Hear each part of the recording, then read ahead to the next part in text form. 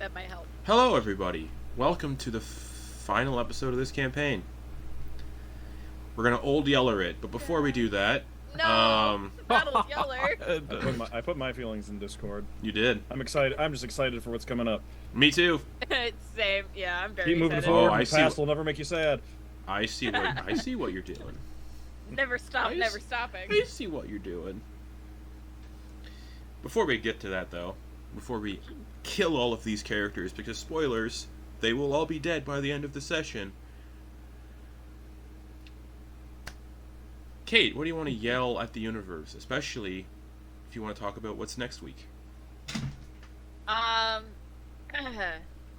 mean, I don't want to yell at the universe so much as politely talk at the universe. Fair enough. If the universe is listening.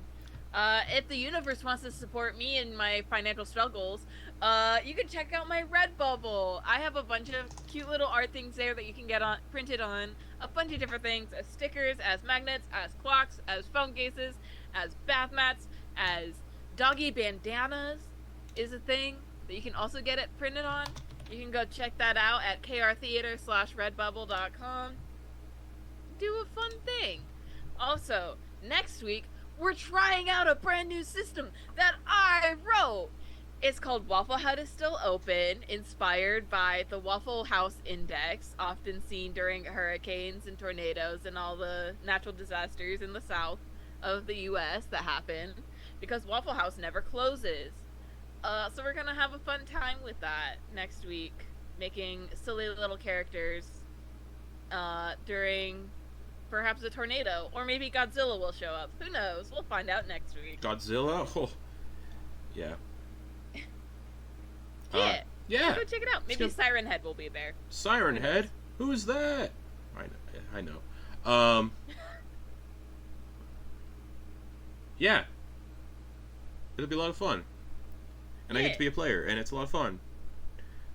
And then after that, we'll be doing a non-recorded, non-streamed Session 0 for next campaign. Actually, might record it for people who won't be here.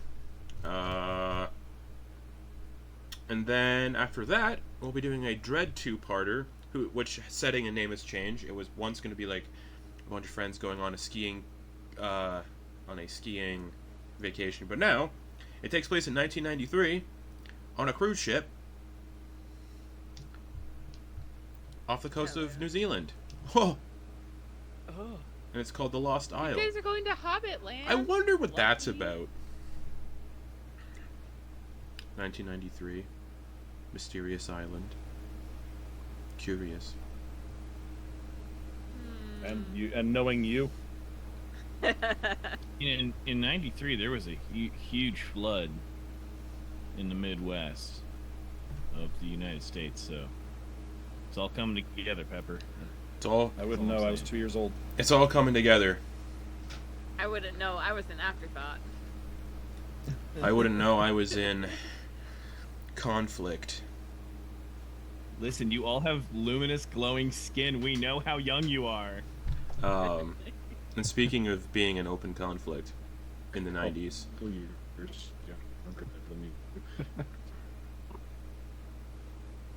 Last we left off, you all fought Caven Idris inside of Arcane's Bane, inside of this fractured city.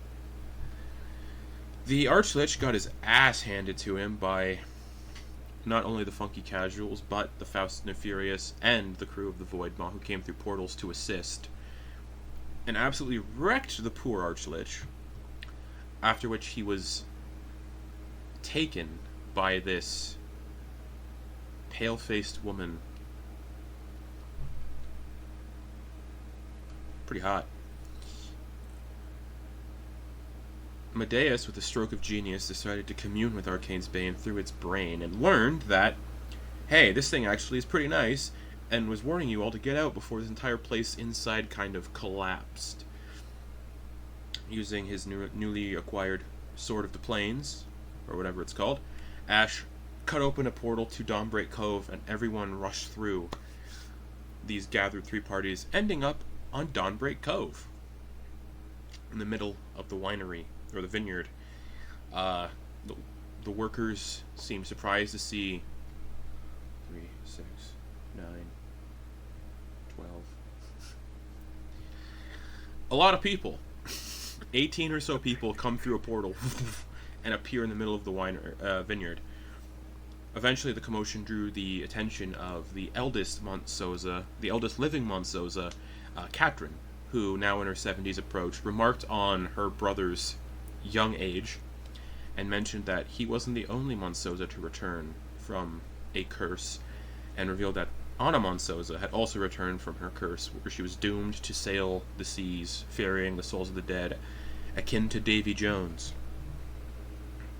There was a reunion inside the manor, where Ash continued to make fun of his sister's age, and Katrin offered you all rooms, as she couldn't handle having this many guests without comfort, and said that dinner would be in a few hours. So, Katrin makes her way up the stairs towards her chambers, having just invited the gathered fate-touched to find rooms for themselves and to get comfortable, as dinner will soon be ready. She also asked everyone to dress as nicely as possible, if possible, for some, and asked not to leave too much of a mess in the manor when looking at a specific goblin.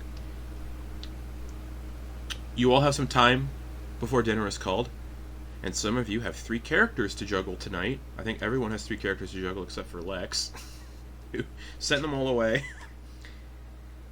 So let's get started, because we got a lot to get through.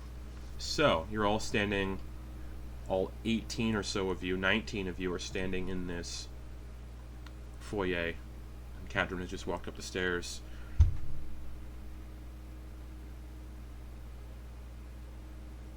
So now we're up.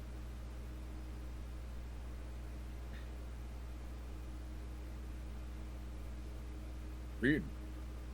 Kate, you're muted.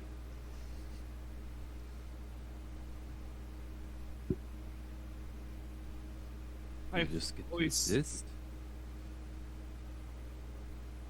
Live.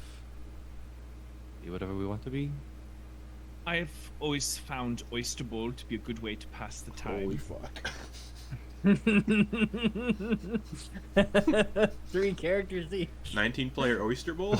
Fucking what? I also understand that it is a game that is easier played with maybe 4 to 5 at a time.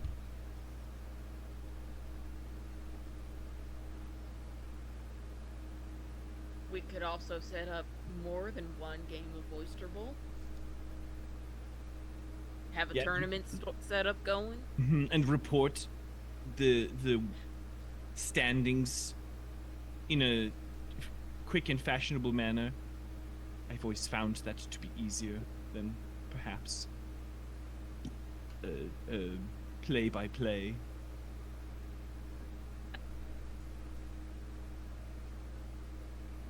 Oh, that sounds good to me. I will return if that's the case. Listen, so yell out the rules, you'll be fine. You can figure it out. It could also be I have returned.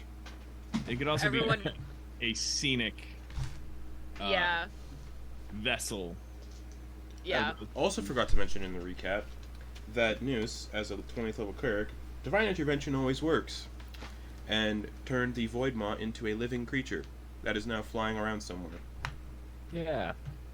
That's pretty cool. So, yeah, you're all in the foyer. Conversations have been brought up about playing Collective Oyster Bowl. Tournament style Oyster Bowl. How do you guys want to do this? Where it's like, it's all of our campaign characters. Like, but I mean, like, one campaign is one set of Oyster Bowl, another campaign is the other Oyster Bowl, and Oh another no, campaign is no, the third no, one. no. Justin has an idea. Oh no, apparently. no. 18 characters, one Oyster Bowl. God. Okay. Is there enough spots for this? You keep saying different numbers. How many of us are there here right now? Yeah. There's Ah. 16. Sam has 3. That's- Brittany has 3. Caleb has has three, 3. it's I'm me, forgetting so everybody's it's- names because of all the names that are going to be flying around in a second. Caleb has 3, Garrett has 3, Kate has 3, Lex has 1. So 16, yeah. Okay. You could do what Kate and I have done, and Brittany.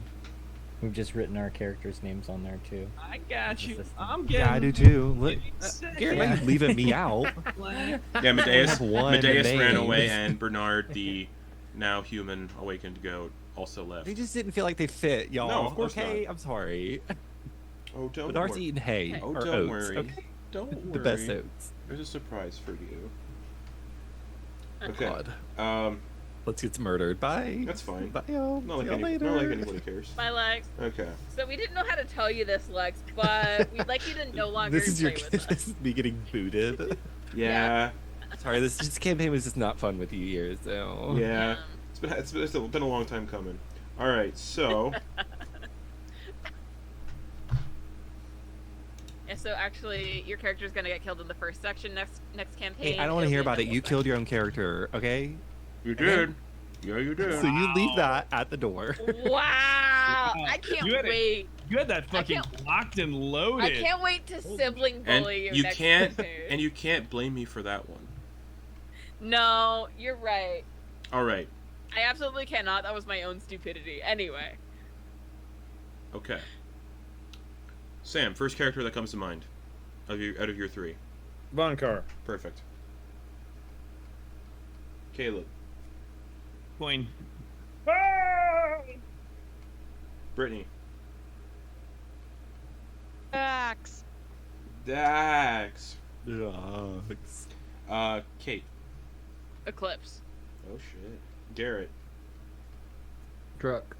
Interesting. What? Yeah. Okay. That's group 1.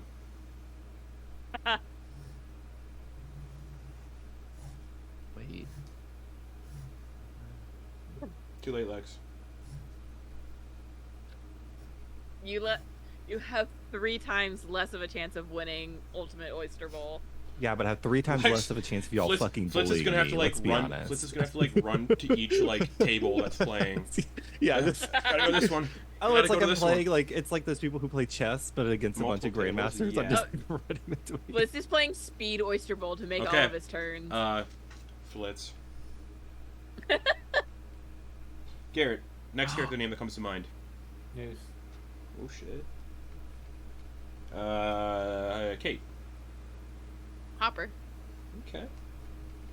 Brittany. Leah. Leah. Oh, bunch of short kings. Short party. Drinking table. Or Caleb. Ogden. Oh, Sorry to break it. Sam. Yeah, no. Oh. it's- We could have just had a short king skippy. table. Oh. Ash. Ash. Ash Damn, is, Ash could have even changed his form to be short king with us.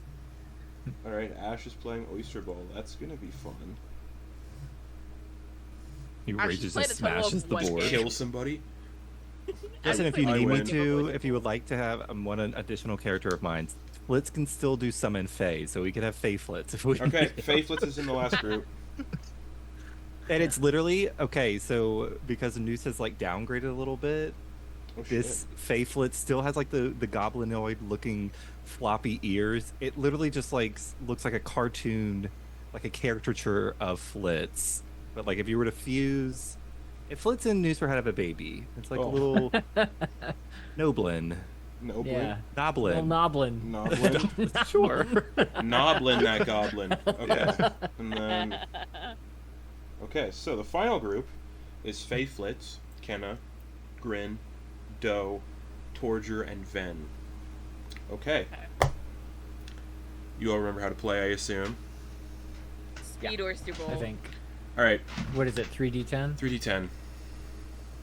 And obviously, yeah, you can bump if you bump somebody else's thing out, they lose that point. Yada yada. All right. Now, what is the buy-in for this group?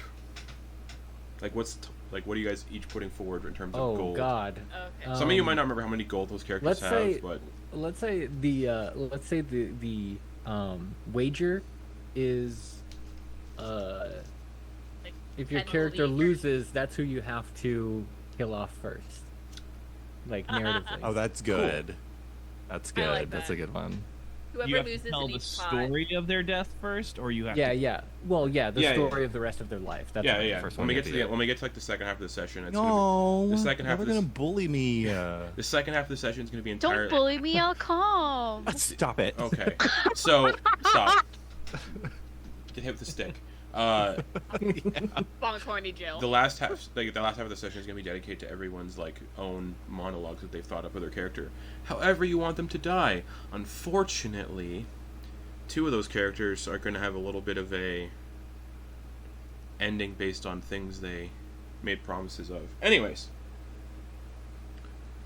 Vonkar 3d10. Right. I did not have character sheets open for this. I was like, we're not gonna roll. It's the last session. 1 second. He's got to roll 3d10. No, you don't have to. 2, 3. There we go. 23. 23 nets you 40 points. Damn. 9, 8, and 6. Damn. Okay. Get it, Vonkar. Coin, your first shell. 3d10.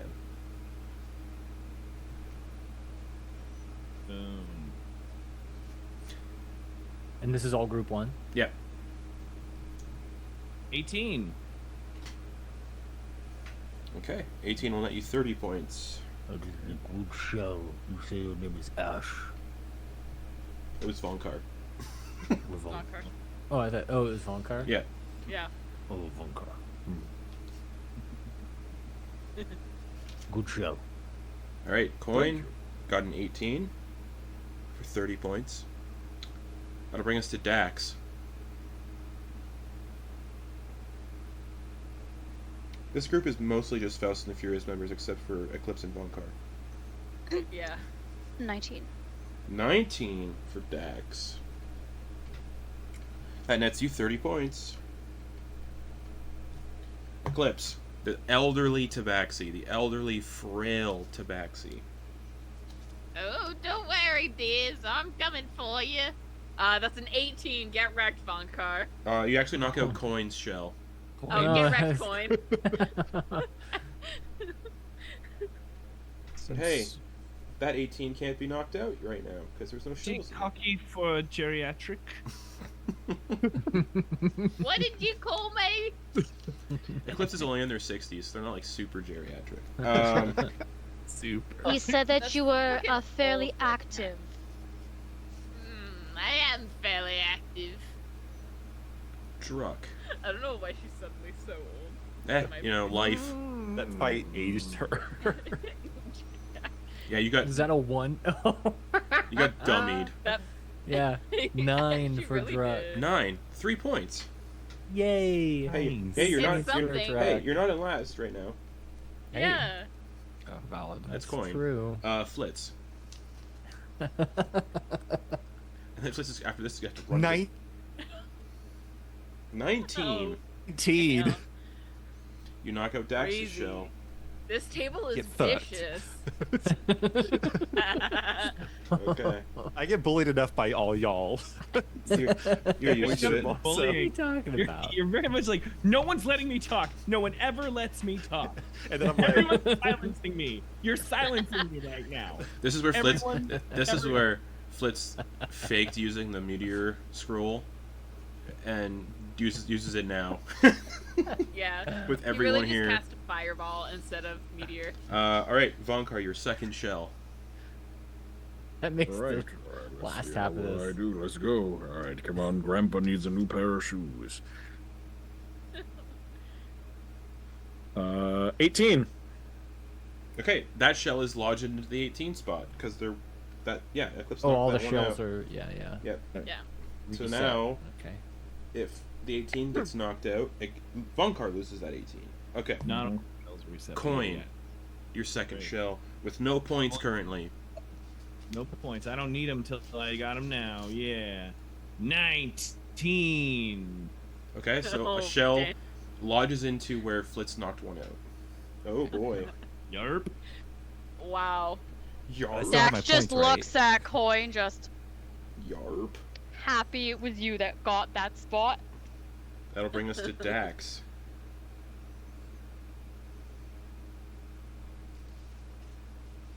Eight. 8. Okay. That'll net you 3 points. 3 points. Eclipse. 3 more points than you had before. 20. Hell yeah. Seems luck is on your side. 30 points. To Druck. We'll see about it on your turn, big guy.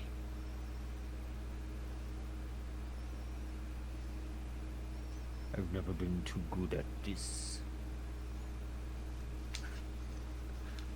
17. 17. I think Druck did have a pretty bad track record for Oyster Bowl. Yeah. 17 is 20 points. Bringing us to Flitz, your second shell. Try to do something good.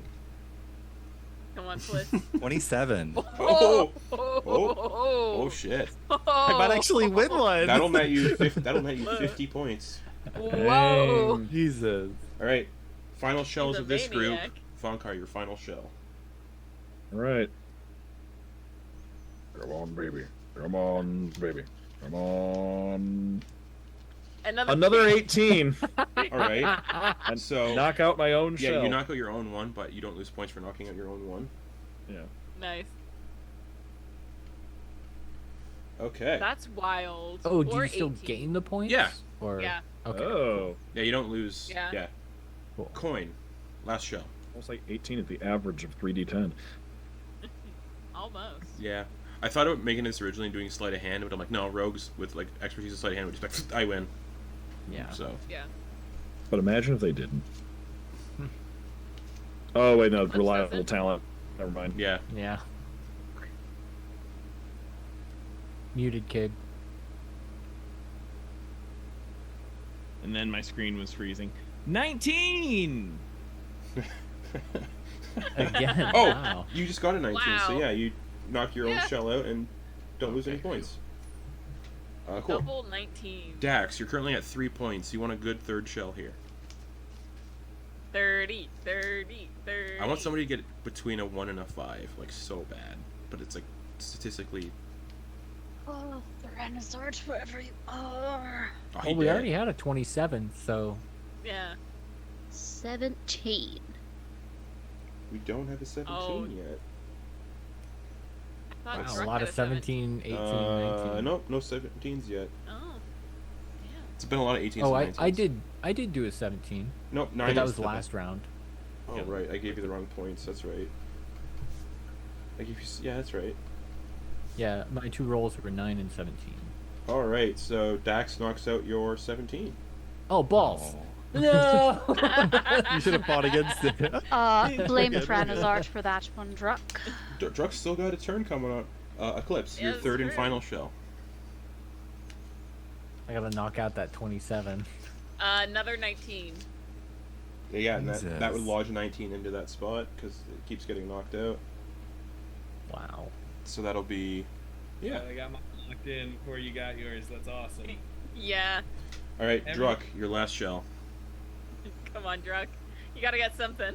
No. You can do it, bud. No. 21. Oh, that's pretty good, though. That is on the upper end. Well, that's a great one. 21. Alrighty. We got Not a winner, 20. but you didn't lose. We got a 21 in Excellent. here anywhere? We don't. You want to see one? Okay. Flitz, your last shell.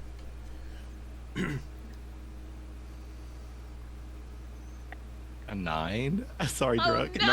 9. You knock out Druck's first shell. I'll take Yes, that I've point. never been too good at this. Okay. Oh no, poor Druck. That's like salt in the wounds. It's like Oh, fuck. losing the little points. You can Just makes you feel a lot worse. You can take the 3 of your shit. Ugh. Some of these are rough. That is the most average game of Oyster Bowl I've ever played. I rolled an 18, a 19, and a 20. Yeah. Wow. Okay.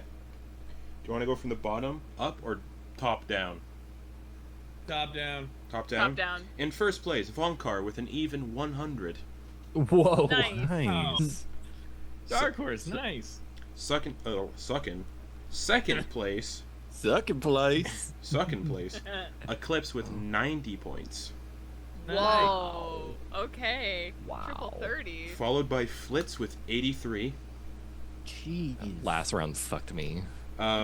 Behind Flitz is Third place. Coin with 60. It fucked Druk too. Behind Coin is Druk with 30. Oh. And in last place, Dax with 23. So the first character to get killed off is going to be Dax. Oh. Followed by You know Druk. what? That's fitting for me. Well, that's for this round, right? Do we then have to have Yeah. like? Do we have to keep? We should keep track of how low the loser scores are, so that like we can decide losers. Yeah. for the Oh, table. Yeah. That'd be cool. Okay. You could do like your bottom I take 3 or last place bottom. with all of my bottom three goes characters. way up that way. Real start. Alrighty. Cool. Now, as that game wraps up, Flitz has to run to the next table. Flitz, you're first. As soon as you get to that table, and you're playing with Noose, Hopper, Leah, Ogden, Ash. Okay. I just want you guys to know that Ogden is like taking a knee, trying to slouch to meet everyone's eye level. Yeah, bring it in. Because it's the person who meets your eye level. Yeah, bring it in. We're playing on a coffee table instead of a regular table. Is Ash doing the same, or 19. is he standing tall? Standing tall. Oh yeah, 19 for Flitz. Yep. All right, Noose. A game you've never played before. You know, guys, I've never played this, but it looks more fun. Let's see how good I do. This is a very interesting game to play with a Hoppa! group of friends. 24. Oh my. Right out the gate. Hell yeah. What's beginner's luck for you, Monsieur Noose? That'll bring us. Let me see. That'll bring us to Hopper, who's played Oyster Bowl once or twice. The Faust and the Furious group 16. have played it numerous times. Okay, and that'll bring us to Leah. Recently freed from the tree in the abyss. They're trying not to get their spores everywhere. Ugh. They're rolling on the table. 17. I did say last session that Leah plucked one of the mushrooms from their head and tried feeding it to somebody, but I don't remember who it was. It was That checks out. Torger, that's right, it was Torger. Torger's- Was it? Oh, one No, of it was us. Flitz because he's a fucking vegetarian, and then Torger wanted to eat it or something. Oh, right, because Torger's all about mushrooms. Yeah, or something. Yeah. He wasn't just gonna eat someone's body mushroom. Why not? Alright. So Torture and Leah live happily ever after. That'll bring us to Ogden Boone. Yeah, I'll be the fun guy to your fun girl. Oh, he got that Riz. Is I Ogden think using Leo is would Ogden using a enjoy it to bring portent it for up. this? No. I mean, if He's I a can. No. No, He's that's a 16 6. and that got Oh, awkward. Ooh, a 6 for Ogden. dang. Oh Ooh. boy. I mean, I almost got the want, the 5. Yeah. Oh. Yeah. Five or Oh, so lower. close. That's what, 1 point? 1 to 5 is shell bounces out and you lose 20 points. Lose 20 points. So you can go into the negatives, yeah. Oh damn. Ash, your first time ever playing Oyster Bowl. Actually, Ash has probably played Oyster Bowl numerous times in the tavern on Dawnbreak Cove. I think. Ah. Oh Yeah, yeah. Yeah, back in the day, he was a drunken layabout. That's Back when right. he was noble. Checks out. How many Checks out. points is 6 worth? 3. 3. Thank you. 21. No shells knocked out yet. Ooh, fair shells, everyone. Fair shells. It'd be really funny if Ogden's shell gets eliminated immediately. What do you say that? What do you say that, Ogden? Oh, fair shell. No one's jostled anyone else's shell about the bar room. Mr. Yockman, have you can played you this do game that? before? Can you do that? I've read various readings and theories and Oh boy, but it's the strength of the wrist that's really gonna. We'll see if I hold out the day. All right. I want to knock out some shells. You guys Divine see him- intervention. see him, What a good Right. way. To wait a week. We gotta wait a week, but what a good way to waste it. reaching into his cloak, and you see him rub something that pokes out a little bit. It looks like maybe a golden nub of some kind. Oh yeah. What is this? Oh, bring me the luck, sweet Peggy. Oh. Yeah. Alrighty. Speaking of people who need luck, Flitz. Valid. Oh my god, what is that? 11. 11. Oofy doof. Big oof. It is funny that Flitz does get bullied so much, just a little I bit. do, actively. The The butter, dice just bully butter- Flitz all the the time. No, dice, it's not the dice, people, but y'all butter. Y'all butterflies. butter me. Y'all butter butter me. you? Y'all, They're all y'all butter bully and me. Flitz. Your characters bully me in Can't this believe it's game. not butter. When Flitz is sleeping, the Fast and the Furious will just like lather him in butter. I don't know. Buttered his Just wakes up. Just covered in ants and butter. Is covered in And they're kind all of like, screaming. Oh, yeah, the ants would just Yeah. be like, butter. That's very nice. Thank you. Noose, your second The shell. chirping chorus of ants. Alright. This Alright, is the oh, one. I'm coming for you, headhunter. parade of ants. Butter for the queen, butter for the queen, butter for the queen. Over and over. Yes, I knocked one out. That's all you Uh-huh. get. Yes. It is Ogden. What'd you get? You got Oh a wait, What'd who's you- now? Oh, that's 21. Wait, 21. was that Ogden's or Leah's? That's Ash. Ash, yeah. Oh. Yeah. Oh, shit. Oh, Coming for no. you. You Oh, know, no. Newsy, be careful. It's called a gentleman's nudge if you decide not to gloat. But it is certainly a scallywag's right to scallywag. It isn't a rules though, right? Like it was okay I did that. Oh yeah. Oh, I mean, the more shit talk, the better. But Yes. just so you know, it was in I believe the court of Lord Bud that they decided to everyone be silent and have a gentleman's nudge. That doesn't sound as fun. It's very boring. Notably very boring. As fun. Speaking of a gentleman, Hopper. Second Wait, shell. I'm trying to concentrate. 18.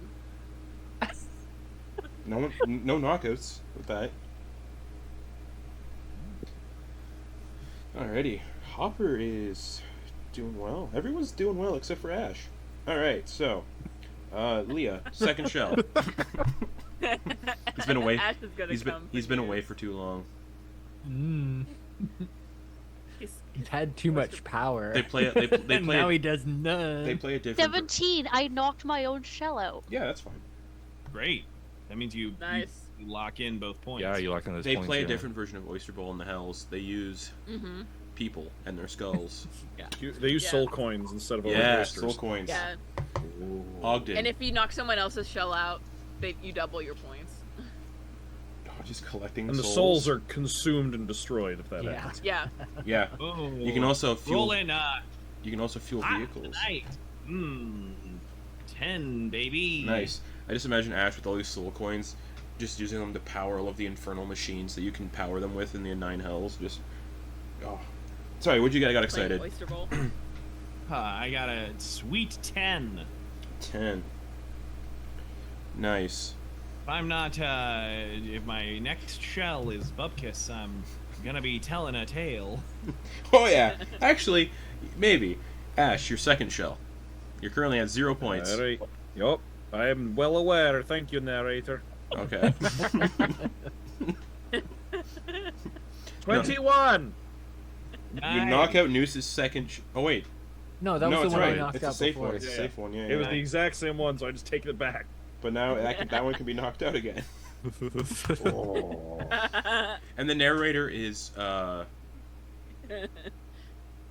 wait, none of the Void Maw crew came through the portal. It's just a random guy who's in the Oh, manor. I was gonna say it's Is it not it's the Patterman? ship. Yes, this is random guy who they found. Flitz, your third and last shell for this group.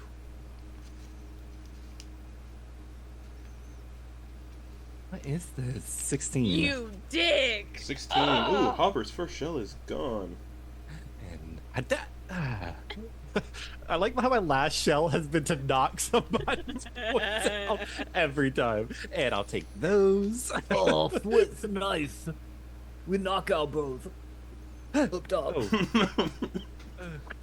A gentleman's nudge. A gentleman's nudge. Yeah, very good. All right. Oh. Mr. I Flitz, I'm just- going to teach you the meaning of Thimblefoot. Is that a threat? Or a promise. That's what his parents did when they made Flitz. Humble pots. Gross. Noose, your third and final shell. Third and final show. Come on. You know what? Come on, News. Oh. That was a 6. that was a journey. You knock out Ogden's first shell. Oh. Sorry, Ogden. It bounced around a lot. A gentleman's nudge. Yo. Oh, I just realized something awful about Flitz that I'm not going to repeat. Anyways, Hopper, third and final shell. Okay. All curious. Well, gnomes they can understand small animals. Yeah. What 20. do you hear from animals when they 20? Oh, no. 20. Goodness. Yep. Good game for Hopper, not really. Leah, your third and final shell. Better than some games I've had. Yeah, it's not as bad as the two people at the bottom. Yeah. 12. 12. Doodle. That's a safe one. Leah hasn't knocked anyone out, I don't think. No. This- Unproblematic this game. We're good. We're good. All right. I've only knocked myself. Ogden, your last shell. Reaches All right, Monsieur Boone, show us your learned technique. rubs Peggy, kisses the oyster shell. All right, sweet Peggy, bring us home. Yada ta ta, da da da da, yada ta ta. I really hope it's a 5. I really hope it's a 20. What was it? 13. 13? I thought it was gonna be a 30, and I was like, Oh, I thought it was Yeah, a that's what I 30, and I heard, got really too. excited. imagine if Ogden ended on a 30. All right. Ash, True magic. your last shell. Noose just, knocked her shell out. With again? No, like Okay. previously. I was like, wait, I missed. Oh, that was almost a 10. 11. Hey, you knocked out Flitz's second shell. Hey. You stinky bitch. It smells All like sulfur and brimstone over there. You smelly bitch. smells wonderful to me. This Take those 10 points. I don't need them. Is it 10? I don't know how many points that is. Yeah, I think so. Okay. So this round was close. In first place is Noose with 73. First time. 73 is the highest one. Just below Noose at 60 is Hopper. Woo! Second place again. Just First below loser. just below Hopper and tied are Leah and Flitz at 50. Wow. Below that is Ash at 40. And Ogden Boone at 20 points. Second storyteller. Yada ta ta. And that'll bring us to the final group of Oyster Bowl. You'll all get to witness my This is gonna like collapse song. and the form is gonna shift as they project and It's- summon the Fae Flitz. It's Oh, yeah. Alrighty. a musical. So. Fae Flitz, Kenna, Grin, Doe, Torger, and Ven. Alright, got my gun on. Fae Flitz is up first. All right, y'all. I'm gonna crush this game with my ultimate oyster bowl prowess. Flitz, you look a little different. The tongue sticks out and it like splits. 22. For 22. facelets. Flitz is in it. Faye Flitz is in it to win it. Yeah. All right, Kenna, you're next. Okay. Oh no, 8. Okay. Grin. This seems as big as me. Oh yeah, they would be. Grin throws it like a hammer throw. Yeah. 20. Nice. Okie dokie. Respectable. Respectable. That'll bring us to Doe. So if Doe throws it with their tongue and all her sticky juice sticks, would they not be able to get their little tally sticky thing hit out from their No. God damn it. You're not an object form. That was gonna be like if I flick it. Even if you were an object form, it would just stick to you, not the oyster bowl. 22. You knock out Faye Flitz's first shell. And seeing that Flitz did a little tongue flick, Doe just looks at them and just does their own little tongue flick towards them. This 5-foot-long tongue just. All right, Torger. Faye Flitz is out for blood. And names. All right, here's we go. Let's go and throw the shell.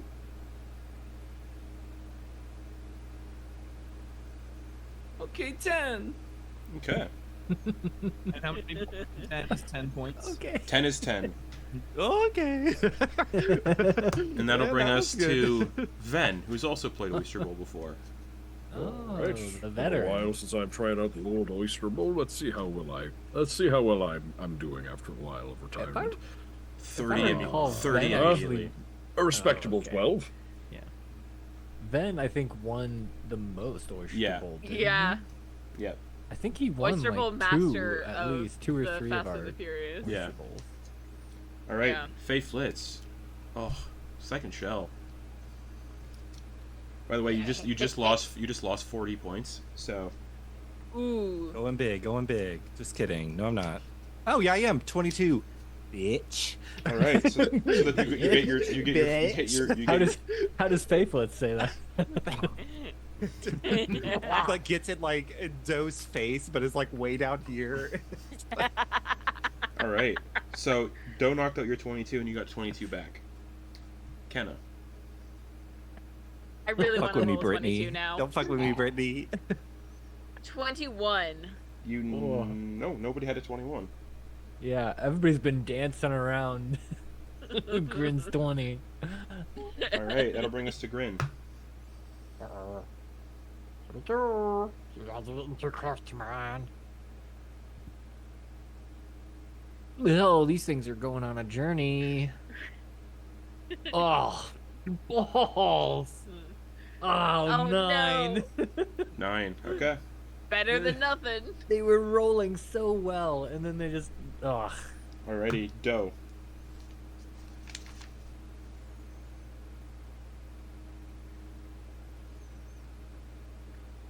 Oh, there it is. 20. You knock out Grin's first shell.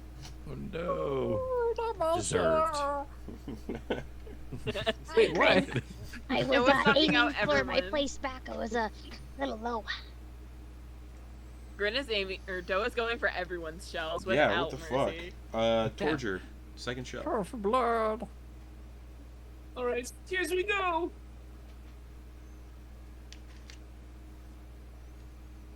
Your dream came true.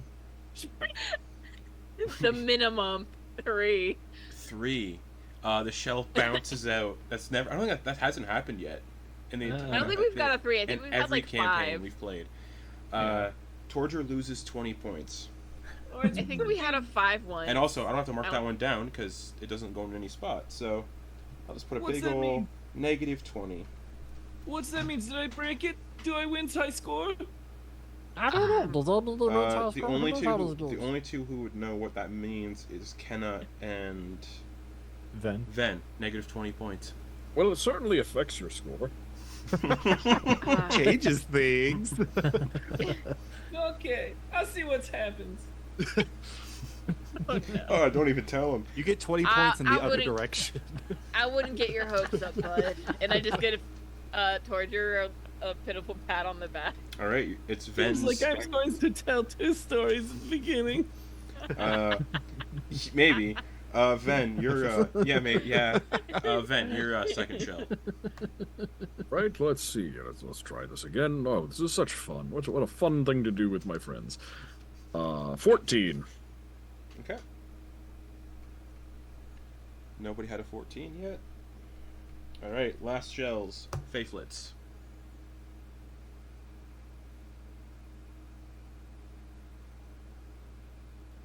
That was a fucking journey. 14. Oh no! Ven just gets a 14, and then you immediately knock it out. Faithlets Oh, darn, look at that. hubs it. Oh no! Holy. Ben's such a good loser / winner. Ben has probably won more times than Yeah, they he's- can count. So he's like, Yeah. okay.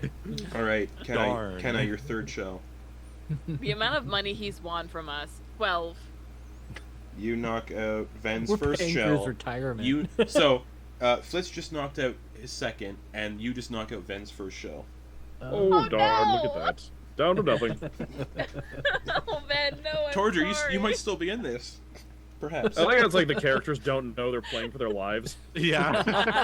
Oh, well. All right, Grin, The you're Grim Reaper just gets a little closer with every thought. roll. Grin, you're at your last shell, and you're currently sitting at 3 points. Well, here we go. Oh no. No, here we go. Oh, this is fun. 19. 19. Nobody had that yet. Whoa. I just really, if I roll 19, it's so mean. Yeah. Doe, your last shell.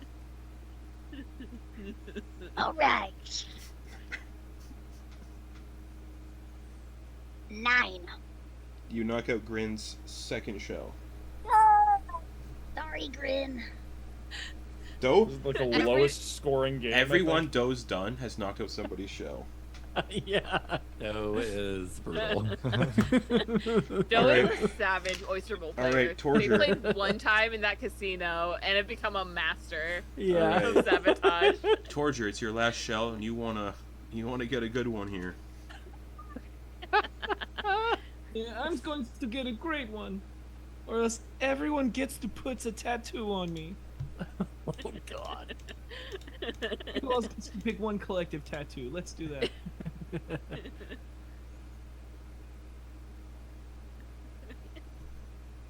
$12! You knock out Hey. Kenna's last shell. No, my shell knocked out someone else's. My shell you're right, knocked you knocked out out Vonkar's. Ben's, yeah. Oh, Zen Ven. Alright. Oh, Zen Ben. That makes Torger score Oh, good real old- easy to count. Oh yeah. Good old Ben Cajones. Alright, Ven, your last shell. We're currently at a big old goose egg. All right, I suppose it can only go up from here. Wait, no, that's not true. It can actually go down. Let's see what happens. This is where you get a 30. 10. You knock out Torger's first shell. This game has been Oh, look at that. brutal. Holy fuck. Okay, I gotta do some math now. Like serious math. Brutal. Okay. This game has been Ven? savage. That's an easy score for Ven to calculate. Okay. I gotta do math.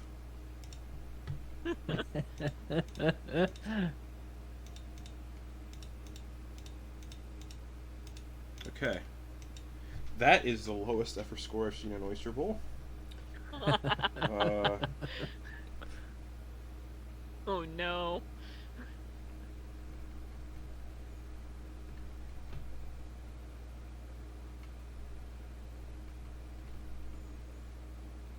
Okay. In first place is Doe with 73. Oh Nice. yeah, all those stolen ones. Yeah. Yeah, all those dang. stolen points. Valor. In second, Oh, no. In second is Flitz with 60. Nice. Just below Flitz at 43 is Kenna. All right. Just below Kenna at 30 is Grin. Oh. Just below Grin at 10 is Ven. And in last place is Torger with -10. Or just the first to fucking go. We'd love to see it. We love you, Torger. Okay. Might I remind you, first story, not necessarily first to go. That's true. Yeah, that's true. Yeah. Yeah. So, as the games of Oyster Bowl wrap up in the evening, sun begins to settle behind the cliffs. The dinner bells begin to ring. Ding, ding, ding, ding, ding, ding, ding, ding, ding, ding, ding.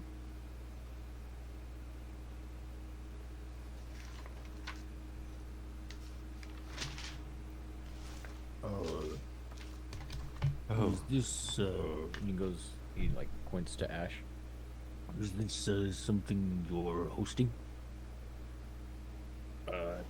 technically, I suppose, but I think it's more my sister is hosting. Oh, is it for us? I believe so, yes. Okay. Where is it? This way. Follow me, everybody. Did everyone get dressed for dinner? We just saved the world, so... Honestly, I know my sister said dress up, but dress however you like, be comfortable. We just saved the world, we deserve it. oh, doing the outfits? If you want. Yeah, I'm one planning on second. Going like this. Flitz is gonna clap and pull their arms apart, and a demiplane is gonna appear. His arms just come off. So he claps and a demiplane appears, and he kind of steps in. Come on. Should be some things for everybody. Oh, what? Let's see. 16 people cram into the demiplane. Right. Collected a different types of attires throughout the year, so you just kind of have fun with whatever it is. They're all gnome-sized. You just have to stack some of the clothes, and then it should make like a full outfit. But no, yeah. Everything for a penchant for fashion lately, and so. Yeah, What would you can like? I get- Oh, I'd love to borrow this frilly number you have here. He takes a Makes sense. shirt with a lot of frilly things and he turns it into an ascot. It's like a smaller one, but it turns into an ascot, and then This is the biggest hat I've ever seen. I love it. He puts it on. And Flitz is like keeping a- mental note what everybody's wearing, what everybody thinks looks like. I think Hopper immediately is drawn to one of Flitz's sapphire blue tailcoats. It's different enough from his green guard armor, so he's like, "Ooh, this is a nice color. Ooh, it kind of matches my fur. Ooh, this is a nice silky texture." And he like kind of slips it on. It's like the tails are the perfect length for him. And then he finds like a nice little fedora that fits right between his ears that has a matching sapphire blue ribbon. I've he also wants, put plenty of odds and ends and bobs and bits inside of a trunk that I have. So if anybody wants to stick their hand in, it's a backpack, and he reaches in and grabs out the vestments that he has and gets them as pressed and nice as possible. Oh, nice. Yeah. For the funky casuals, they know what is delivering those goods to Coin Harding. Yeah. What did you just suggest? Never mind. A question for another time. I think I'm gonna stick with what Fritz has, but thank you, Corin. Oh. So Coin's looking his most Neo from the Matrix. He's just very very like he takes the armor off, actually doffs the armor, and then For the first time in forever. it was like very clean, but very like a little bit worn, but like very nice and pressed, like a priest at a poor parish. Okay. Eclipse just cast prestidigitation on her father's coat. Does Flitz have any like action figures or anything? They're Or not fun. dolls? They're not. Well, it's probably would have. Yeah, I don't think it's Does probably Flitz not. have a Probably Ken doll? dolls, little dolly. No, Flitz became like a would have like pulled clothes and attire from like. That's one thing that I did right in my mind's eye for Flitz is they became very intrigued with like fashion because they were used to Hollyshire Oh, and yeah. then wore like very simplistic clothes back at the academy, and then just seeing the world, Flitz was able to like experience more, so they kind of just cultivated a bunch of fucking random shit. So there's probably small enough clothes to where it's like it will probably be like toddlers clothes, but I don't think like doll size clothes. Okay. If anything, probably the size of like a small American girl, like an American Girl doll clothes. That might be able to work, like a little beret. Yeah. Yes, if I there's, had like, a one little- of those as a yeah, kid. Like a little Oh. vest. If it's got like a tutu or anything, we'll just put that on. yeah, yeah. Yes. Well, those works for us. And it's got like the fake colors. It's like a sparkly little ballet tutu like thing that he just Yeah. straps on. Okay. It's so big. Grin's wearing it as like one of those shirt dresses. Yeah. You see Doe looking around, looking for some different types of wigs in here, and they're just putting them on, just making sure they kind of fit their weird head. And they finally come across a very nice purple color that's like a deep purple, and it's like shaggy, you know, like a wolf cut, Mm-hmm. like that. Mhm. And they're just, Nice. you just see them styling it and like taking, like licking their finger and trying to make sure the part, and they have it parted like not down the middle but like to the side, and they're just, oh yes, this, now this is a tire, yeah. I think that's a hat, actually. What's the difference? One is a wheel and one goes on your head. I'm gonna have to write this down. Doe pulls out their book and pass the cheesecake. Here's mercy. Acts. Kenna pulls out a Victorian bustle and just looks at Flitz like, Flitz, did you keep this from the King's Ball in Remnant? Yes. Is that weird? I mean, kinda. You don't have any skirts that go with it.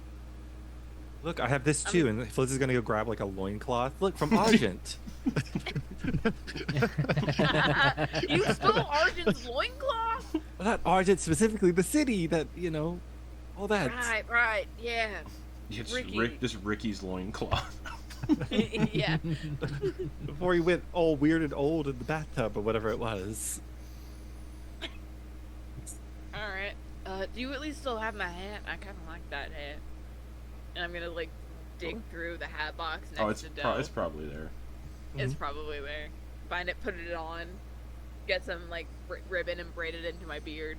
Briefly see a manifest about how to kill butterflies. Yeah. Yeah. And I look for a butterfly pin to put on my lapel. Probably not in there. Yeah, dirty look. Damn. Know what Yeah. you're looking for. Do you have like a shape? It's wings, with little antennas. Yeah, it's got, like, 2 pairs of wings on each Yeah, side. no, we don't have any and- bugs. Not here. We don't have bugs. Not here. Druck You have any sticks his- birds? Oh, God. Sorry, go ahead. No. Falcon, maybe? Druck just sticks his head in and goes, sneezes. That was such a good sneeze. Ew. Sorry, the smells. What? No, It's it's perfumed in here. yeah, that's what I mean. I'm fine. Thank you. With like a little bow in your hair or something. No, it's Druda would love it. yeah. Find me a bowl. Find the Gonna worst. go get Find like the worst a little one. bow clip.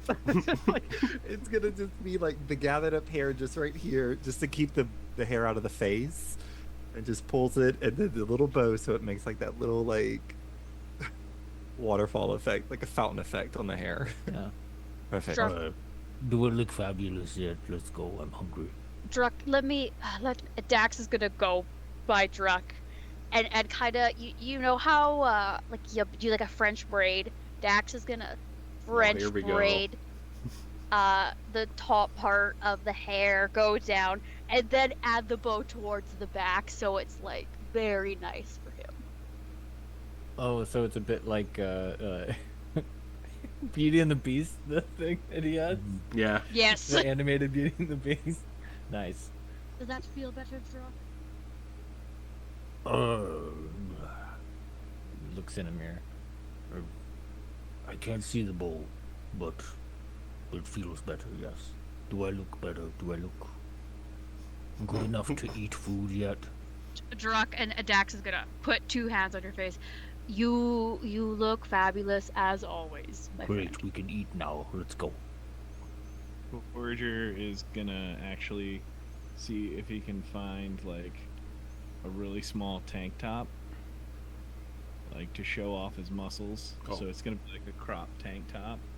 Nice. And he's gonna tie his hair back in one like Legolas knot in the back, keep it out of his face, and if he can find, I know he says it's the closet of infinite clothing. A lot of fashion for 6 years. For fashion, he's looking for maybe, if he can find it, some smoky glass spectacles and maybe come across so he can wear those across like sunglasses. Yeah, he has like a mini sunglass hut. Yeah. So really There's a heart-shaped glass sun that are like slightly rose tint.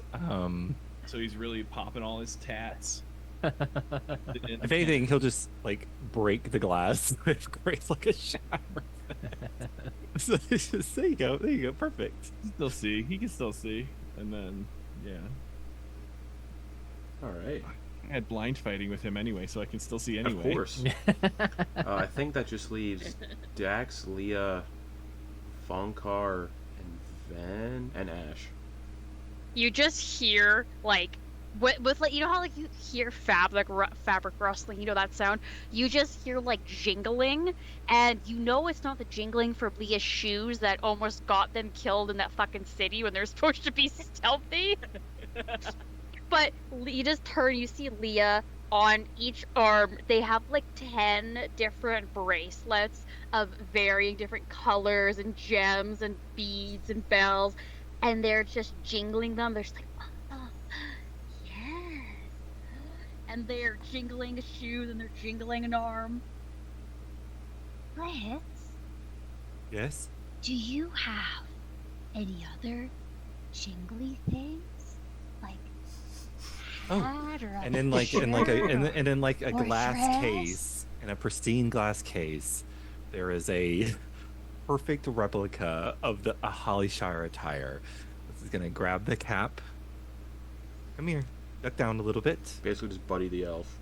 Yeah. Just a fucking- Leah, like, runs it's like over. It's like a little, just a little bell here, right here, and it's gonna kind of position it so that, because I know Leah's like mushrooms grow kind of like where like a headband was, if I'm not mistaken, kind of like where your would fall right here. Gonna tuck the band behind them there, so it like pushes them up a little bit.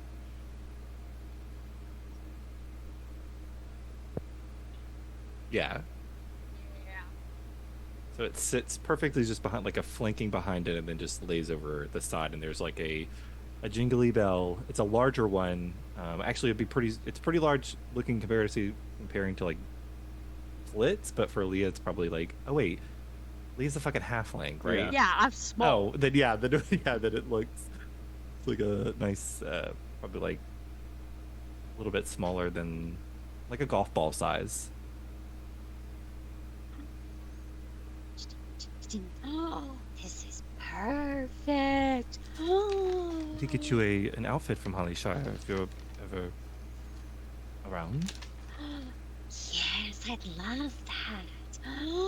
And you just hear Leah and like every single thing as they move, just jingle, jingle, jingle, jingle, jingle, jingle. You could have someone trying to sneak in here, and you would be having the best rogue trying to find them. You would not be able to over the sound of Leah.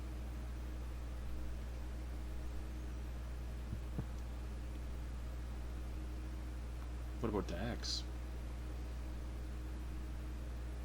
Dax is looking for anything and everything that is purple and red and silver. They still have the same aesthetic as they always have, and they're trying to find something velvety red specifically in this closet. Okay. And they're also trying to find very nice you know how sometimes like people have those rings but they're not just like a single ring. Yeah. They almost look like they're like all connected. They're trying to find something like that with like a nice chain that almost like buttons, like what are they called that dudes wear like when you have like nice shirts and you have to have like a special yeah, that like attaches into like cufflinks into their like shirt. Cool. Just very simple, very demure, very cutesy. Be mindful. Very mindful. All right. Sam, do any of your guys dress up nicely, or do they just stay cash? So, Ash does not. Of course. Ash is just like, I refuse to dress up for my sister, even no matter how much she insists. Ven is gonna just like. Ven is gonna be one of those things where like he goes to dress up and somehow manages to come back in like an almost exact copy of his outfit, but just like one like the saturation of the color is like one step more saturated, so it's just like looks basically identical, but just like somebody like turned the dial, so it's just a little newer. And then Vonkar is gonna take the opportunity to get dressed up and get dressed up in the fashion. Absolutely. The problem is the last time Vonkar paid attention to fashion was 300 years ago. So I imagine it involves one of those like Shakespeare neck things and like a doublet and like the fucking like knee-high stockings. Yes. What's the when the vest would like fold up, that like always in like animated, like where the conductor's vest would like wing up because it's actually like was a stiff material. Oh, yeah. Because it was so stiff, it would like if it popped out of place, it's like that to keep him like. We're going like 1600s era. Like he's dressed like Volo from Baldur's Gate 3. Amazing. Nice, yeah. Amazing. Like with hat and everything, like bright colors, like yeah. He's dressed like a Shakespeare character. He's like, oh, it's nice to be in modern fashion again. Perfect. You know what? When he pulled the stuff out of the back, there's like a cloud of dust came with it. There's also going to be a hat component that has a decent amount of feathers that match the cravat and pocket square.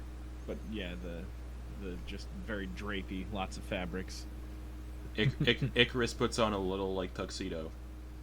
Ooh, yeah, a little green tuxedo. Yeah, a little like mint green tuxedo and a tiny little bowler with the hat. sleeves ripped off. Yeah, sleeves ripped off, so he's showing his guns, and then just a tiny little bowler hat. Just like, but like a speedo instead, so he can still show off the cowl, the quads. Yeah. And how caked up he is, and he's also got a little monocle. All right, so everyone is dressed up. Well, sorry, Justin, for the comical effect, this would have taken everybody about an hour, and as Flitz is going to get their outfit, the divvy plate drops, so they're the only one not dressed to the nines. It's like he took all that time to help everybody, and then just like, okay, let's go. There's like a slight tear that just falls down the eye. Now there's a there's a level 20 wizard that should be able to help you out with something. No, it's fine. And I'll just wear this toenail necklace. And I'll be fine. No. We've got to figure out something for you. Been so generous. We've got to figure out something for you. Oh, we can cast Disintegrate on Flitz. There. And I'll help you right there. Cast Ogden Erratic. creates a new style where it's just like a bunch of tiny servants like, that make up the clothes. I was going to actually be cool, man. I was Oh, going sorry. to cast as many levels of Tiny Servant as I can on random objects that are ever shifting from Torger's box. Sure. So then you have an outfit that matches your mood. So that it may Oh, that's be, cool. Whatever, but it's going to shift as Oh, that's you cool. Okay. servants will bend to whisper to the tiny servants like in the wow.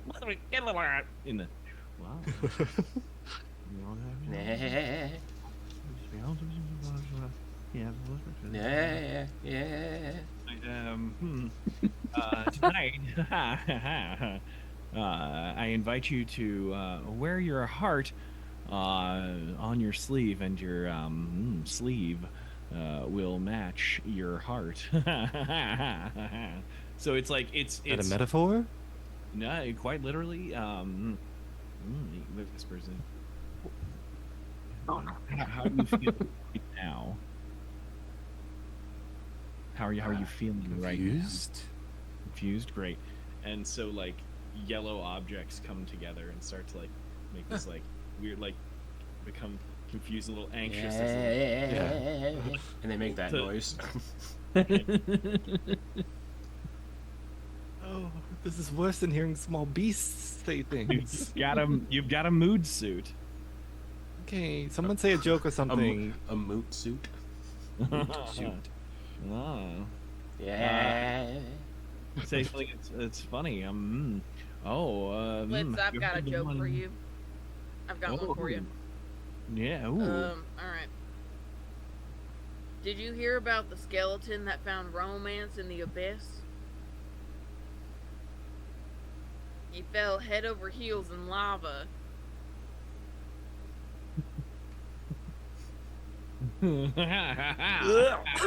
Oh, that was very good. That was very, Use my very good. Minecraft joke book for that joke. Oh. That was very, very good. Very good.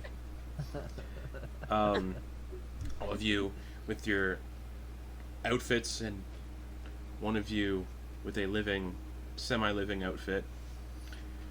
Begin to slowly make your way towards. Move as you will. They'll get out of your way.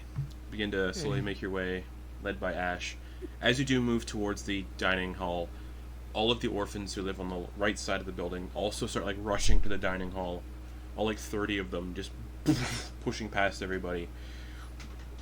You will eventually arrive at the dining hall. The table is set up with just a bunch of exquisite, rich people food you'd expect to see somewhere tropical, and you know, lots of like tropical fruits, oysters, seafood, a lot of like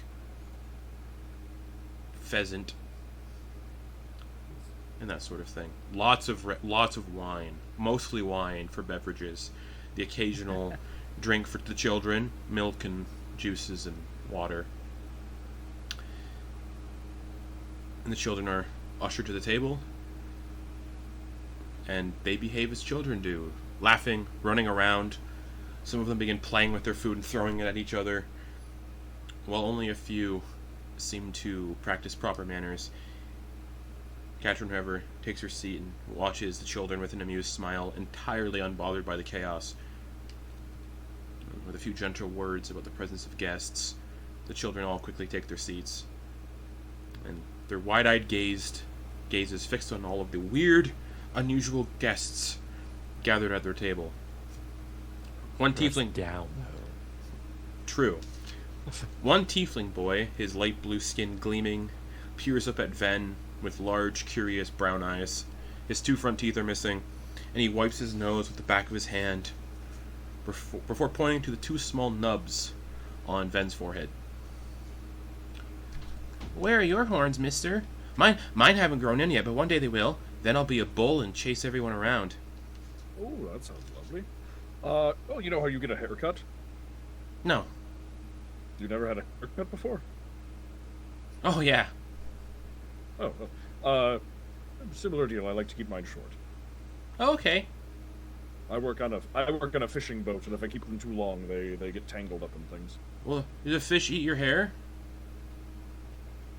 Some might. Oh, I didn't know. Oh. So I should cut my horns off when they grow, yeah? Grow in? Not necessarily. Okay. Okay.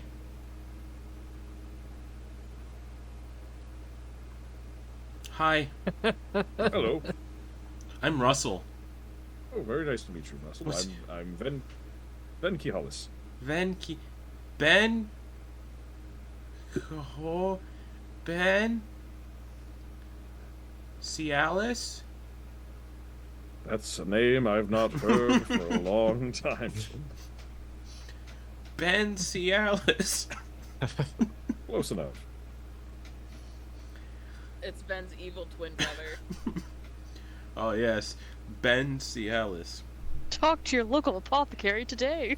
A half-orc boy around 7 years old with small, rounded tusks and freckles that dot his chubby face just stares wide-eyed at all of you, like staring, like creepy, like the creepy child stare that some kids do.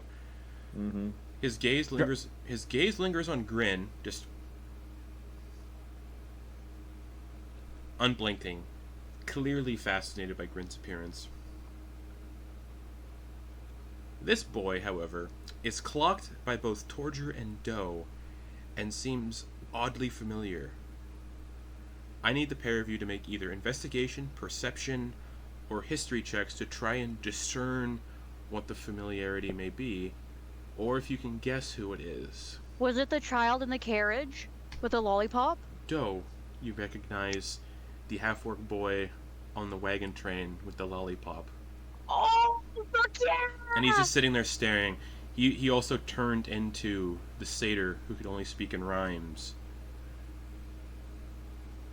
And he's just staring at the two of you. What, you got no rhymes to give us now? There's this you blink, and he's gone.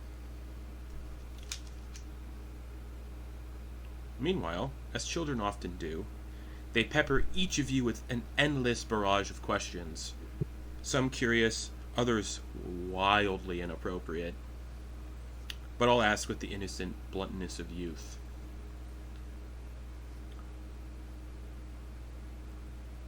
The questioning continues for a few minutes. Some ask Grin why his head's so weirdly shaped. Some tell Noose his eyes look like a pet goat's. Well, that's how I was born. That's how I was made. A lot of remarks on age for some of the party. Some of the kids like to tell Flitz that, hey, we're taller than you. That's funny. I have a direct... Well, that light's going to stay down there. I have a direct link with the person from Hollyshire, so don't expect any presents. We get all the presents we want. Oh. Gonna give like a look. Like a cut look forward. Who's Ash. Catter and Monso the mom never who's to be told them about Santa Oh, yeah, Claus. it's Ash's sister? Yeah. Katrin, yeah.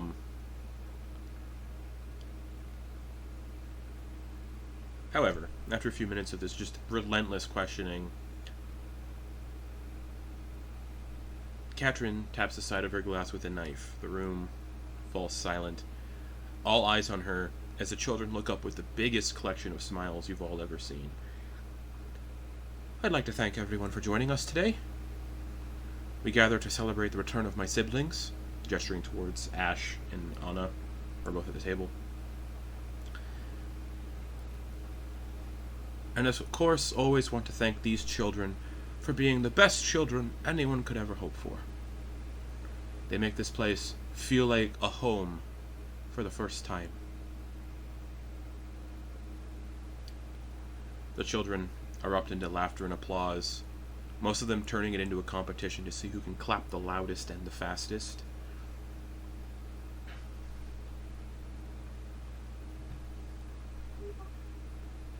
And for a brief second, Doe and Torge, you do catch a glimpse of the half-orc boy again, kind of peeking from a dark corner in the dining room before he disappears once again. Katrin sees Torger kind of waving and kind of like clocks it and like looks towards this like grandfather clock where the kid was like peeking out from, and she's like, who are you waving at? We do have a history of ghosts in this house. Well, sort of. Yeah, I was just waving at your clock.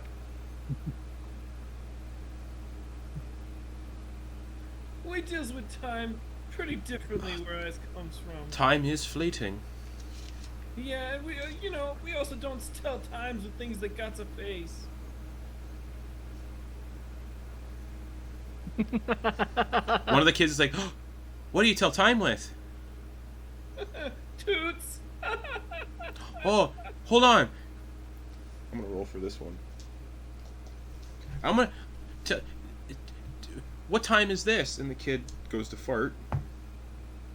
Oh, and he puts a little too much effort in, and he's like, oh. Yeah, that's a stinko clock. Time's to change your pants. Yeah. And he just gets up and leaves.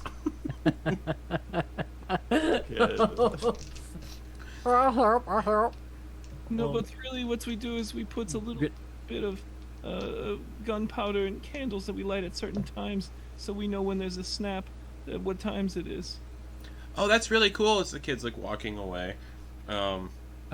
Grin goes and casts prestidigitation on his pants and stuff. Oh, cool. Hello. The Dookie's still in there, but that's okay. Gross. Ew. Doesn't smell. That doesn't smell. Okay, bring I thought you could but- unso. Oh, okay. I thought you could clean anything. back to the table. You can, but it's funny just to have like a little log okay, still like okay. in there. Right. Everything's clean, just a little log resting in there.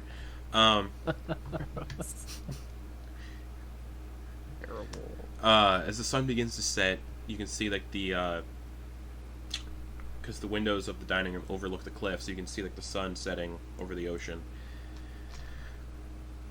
Eventually, everyone's kind of, again, like I said, this session's gonna be a lot of like weird time skippy stuff. So at some point after the dinner and everything, you all find yourselves comfortable in rooms. Some of you sleeping in beds, others, I assume, sleeping in cupboards and dressers, and cabinets, as they are prone to do here. Yeah. As you all, all of your windows overlook the ocean as well, so you get a beautiful view. You can all hear the children waking up from their bedrooms and running down the stairs and outside. And you can hear Katrin from her chambers also waking and chasing after the children outside.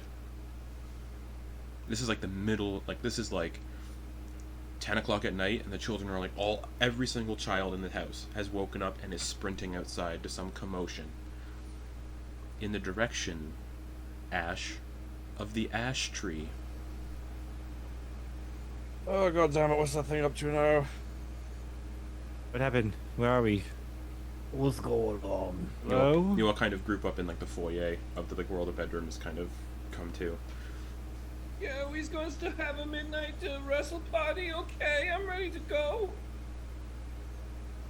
You can hear like children laughing and yelling outside as their voices get more and more distant. You hear Katrin yelling, "Get away from the cliff! Get away from the cliff!" Grin is still like nursing this food baby that he has. He's just like, you know how he goes when he eats. It's just like zoop, completely displaced. You can see like part of a leg of meat like in his stomach. You can clearly see it. Nice. Noggin Boone comes out with a looking all Ebenezer Scroogey with a nightcap and a big sleep shirt. Time. It's time for us to go. Yeah. Woo. Is Ogden holding Peggy like a baseball bat? Oh yeah. Who's come? Who's summoned the dragon? And yeah, the continued yells just, children, get away from the cliff. What are you doing around the trees? Sorry. Ash fell asleep in the clothes he ate dinner in. Vonkar sleeps in one of those, like, full dressing, like, also probably Ebenezer Scrooge, like, dressing gown type thing. Nothing underneath it. And Ven is just, like, wearing a bathrobe. Yeah. Yeah, you all gather in the foyer and hear these panicked shouts near this tree, or at least not even know where the tree is. Ash knows where the tree is, but you can hear these panicked shouts outside. Catherine yelling, "Children, get away from the cliffs!" Coin is gonna take a full jump out the window. Okay. Just out and fly down. He's already ready. Jumps out the closed window, shatters the window. Yeah. They can buy another window. Yeah, Druk, kind of on edge anyway, because he's always ready. He comes out with a crossbow, just like going, what's going on. Okay. Sees Coin do that, and then just goes out. All right, do you all then follow? And then he remembers that he doesn't have wings, and kind of breaks his fall. All right, Druk takes Yeah. 5 points of bludgeoning damage. That's fair. You all follow Druk and Coin as they go towards the shouting. Yeah, Not out the window. No, I assume like through the actual avenues. Yeah, there was maybe we're down in the foyer. Yeah, it would have been maybe in the foyer. All right. Little bum scratching, a little bit of. Okay. Ash, someone just jumped out one of the windows in your house and just shattered it to pieces. Nice. Who's breaking shit in my house? You see the kobold like just jump out. What the hell? You're have to pay for that. And then a huge bugbear right after him. You ever heard of a door? Druk shatters the rest of the window. Call me a barbarian. As you all, I assume, follow the commotion and the screaming and the shouting, the commotion draws attention to a towering ash tree perched precariously on the cliff's edge near the manor. The children are mesmerized by this mint green light swirling around the tree. Ash, that's never happened before. This tree's dead. Nothing ever happens to this tree. Well, So, is it bigger than it was? just a little bit. Okay. Is that bigger than it was? I swear it wasn't that big. Ish, is this the tree you told us about? Yeah. Is it supposed to be doing that? I mean, what is a tree really supposed to do, honestly? It's never done it before, but I honestly couldn't say what it's supposed to be doing. It's its own tree, it can live its own life. The children all stare at the mint green light that's swirling around it in awe. Like they're watching fireworks almost. And within moments, one of the hollows on the tree begins to stretch and widen. Druk takes aim right at it.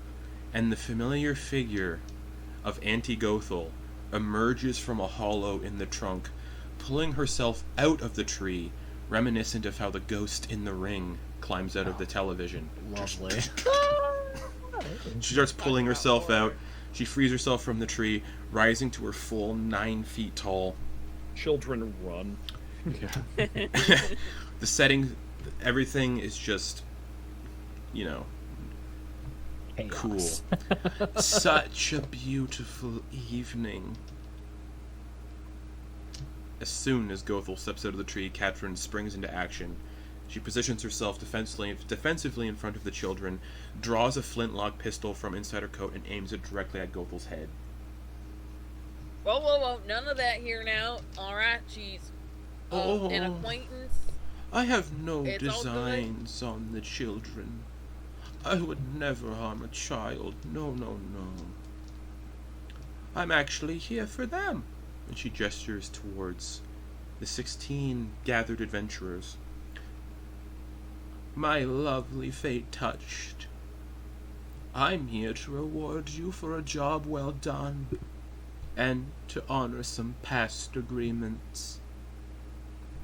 She kind of looks at each and every one of the people gathered, gives a playful wave and a wink to Vonkar, an action so conspicuous that no one can miss it. Very very flirtatious. I'm just here to make sure agreements are paid for. And she opens up the hole in the tree wider.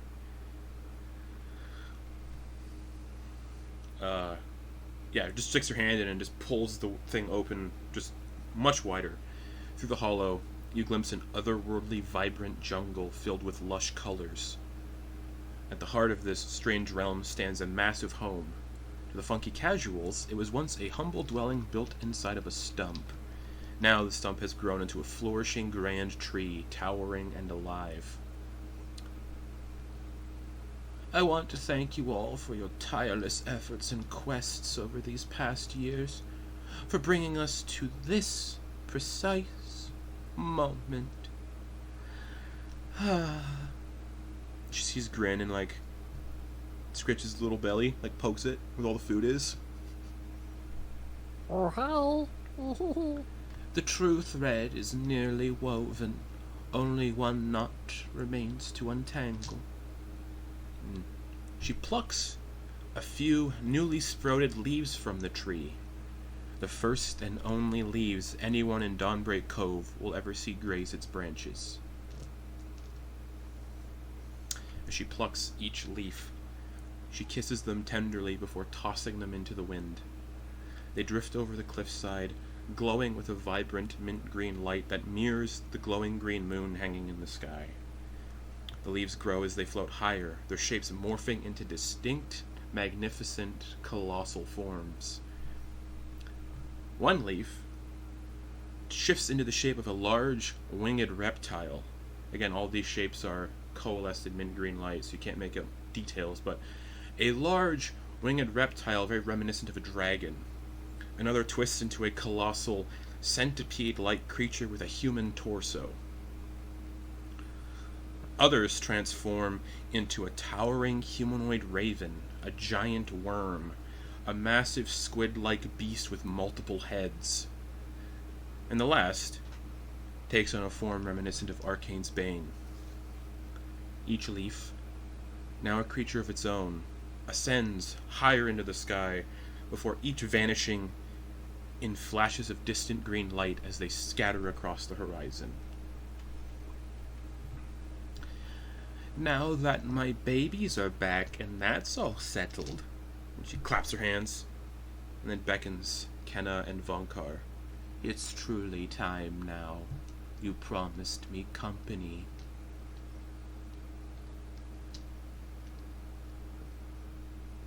Suppose I did.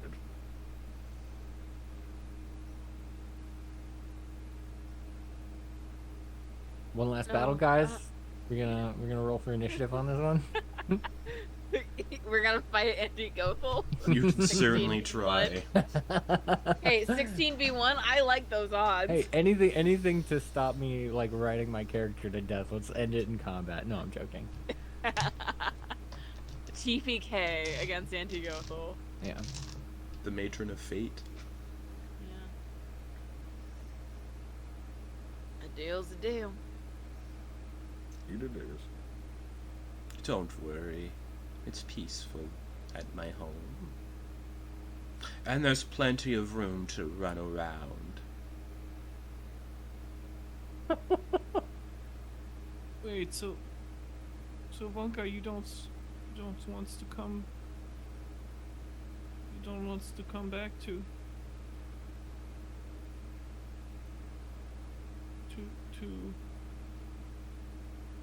the name of our home. I definitely remember. The Vergafell? Vergafell? At one place that we lived, that we resided for a little bit of time. Well, Not together, but definitely.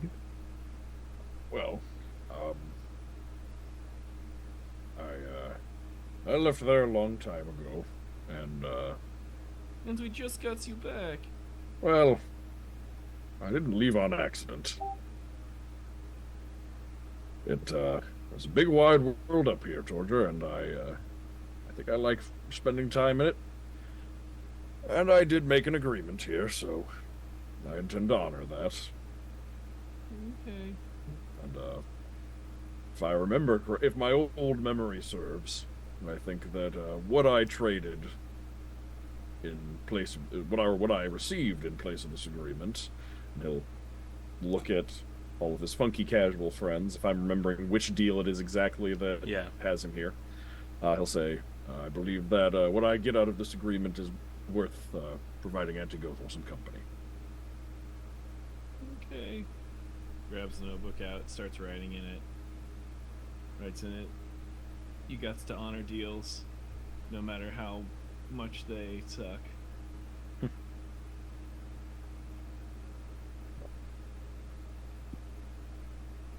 Besides, adventuring with all of you was me getting to get my life back, just for a little bit of time.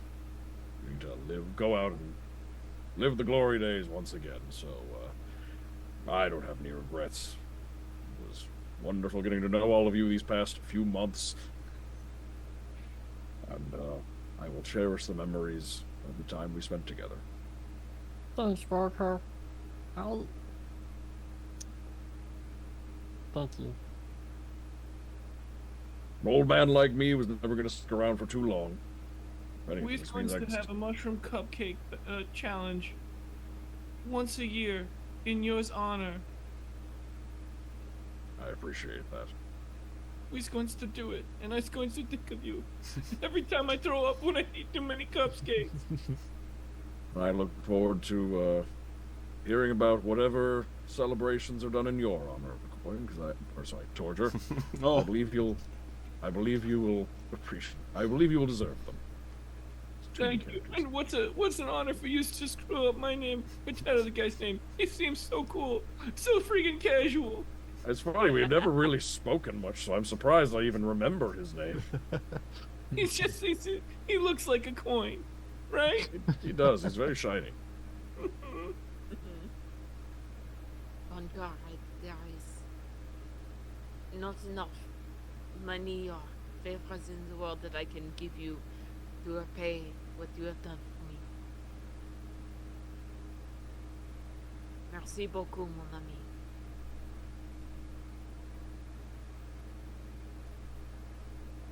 You've all been a fun bunch. Joe just takes a tooth out of their mouth, and they go up to you and just, for good luck. Thank you. I don't think I'll need much luck where I'm going, but though I think fate will be on my side. Oh, most definitely. You see Doe go into their notebook, where a couple pages look very similar, and they rip it out, fold it, and they try to like slip in your hand, but you know they're not like that kind of person. They slip in, just kind of whisper, "This is the recipe that I found for the best cheesecake." I think there's a kitchen where we're going. We'll have to try and make it. I hope you like it.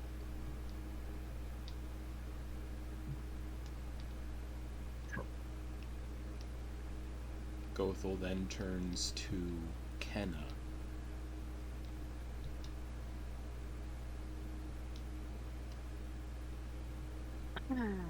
Why is she looking at you? Guess I made a deal, Druck. What do you mean? Well, with my staff gone, I didn't want to take any chances, so I made a deal.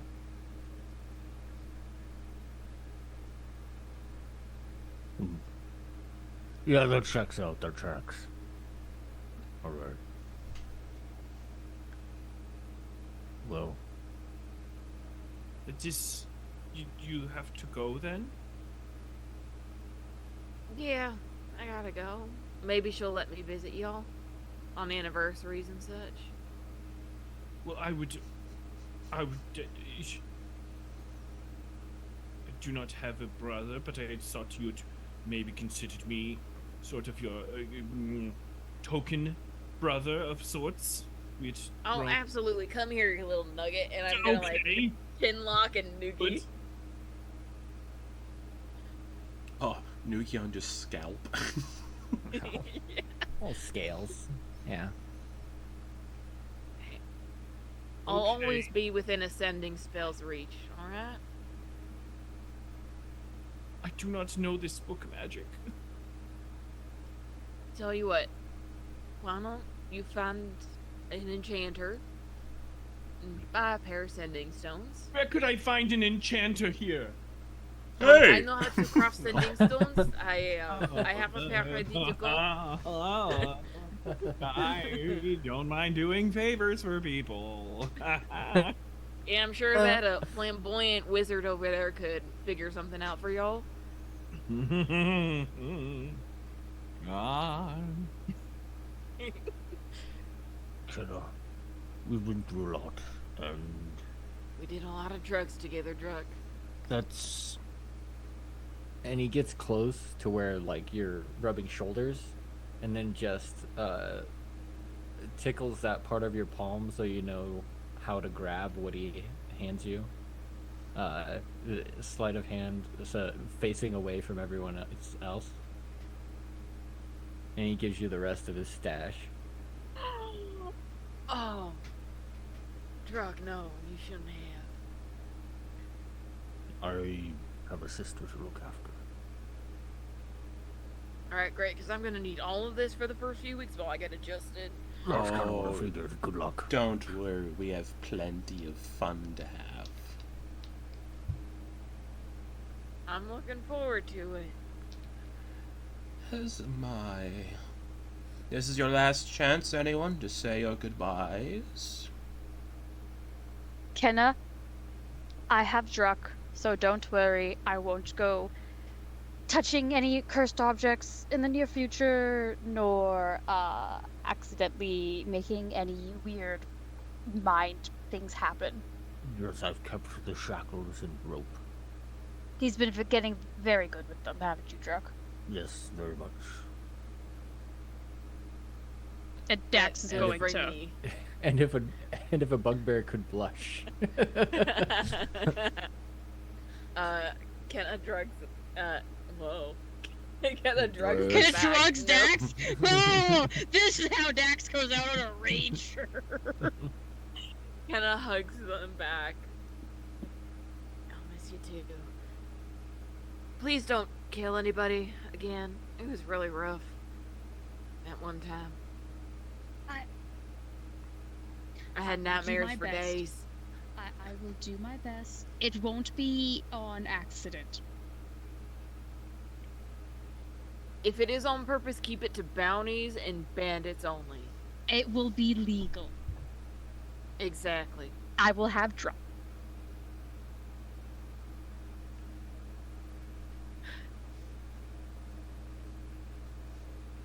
Ben, I hope you have a happy retirement.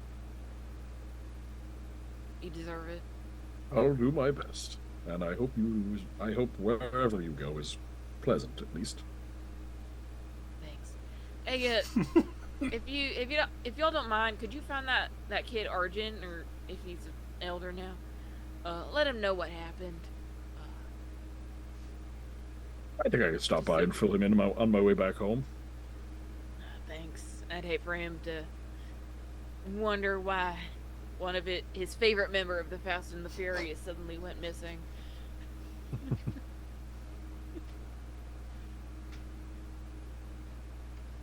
Oh, and if my brother Biro asks what happened to me, tell him I fell down a well. He'll get a kick out of that. And then drowned or died or broke your neck? What? Fell into another dimension and is haunting him in the afterlife for eternity. Excellent. Done. Yeah. Awesome. Foots will like be digging through their bag, and they're gonna pull out one of the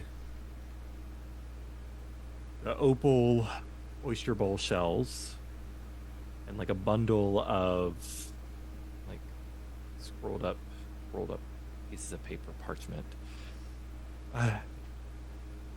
I'm terrible at goodbyes. I just kind of left when I left my parents. Here. This is...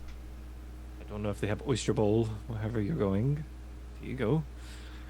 And this is some maps of the stars from home. So if you ever miss looking above, you have something to look at. Maybe remember us. Gonna hug Kenna's leg. Okay. And it's gonna... Last little thing is going to take one of the Hollyshire bells, place it in Kenna's hand. Good luck. Thanks, buds. I'm not crying. I'm not crying. I'm not crying. I'm not crying. And kind of like walks away. Gothel is sobbing. So touching. Alright, guess I'm ready to go. Perfect. I'm I gonna spoke- turn to Ven. Just hold out my hand. Kenna Pashan. You mean Vonkar? Yeah. Fuck. Yeah, Yep, that one. Vonkar. We've met. Yeah, One of those. One of those. That's right, yeah. I know. Yeah, your party killed me. Oh, I remember yes, you hello. explicitly attacking me with Ah, your it was a fists. You complicated punched me time. in the face like 3 times. Something like that. Yeah, it was a weird time. Oh, this will be. I'm still not clear on if that actually happened or not. Oh, it did. Right. Well, we're going We'll to have enough time to talk it out. We'll have plenty of time to get to know each other. Yes. Yes. And she grabs Vonkar's hand. She grabs Kenna's hand. Looks at Kenna. Don't worry. Where we're going, you'll have plenty of time to branch out and grow. Looks to Vonkar. Oh, so handsome. I wish I could hold on to you forever. Turns back to the gathered everybody else. It has been a treat and a pleasure. I wish you all the best of luck in what time you have left, and you will not be seeing me again. Yeah, so long, weirdo.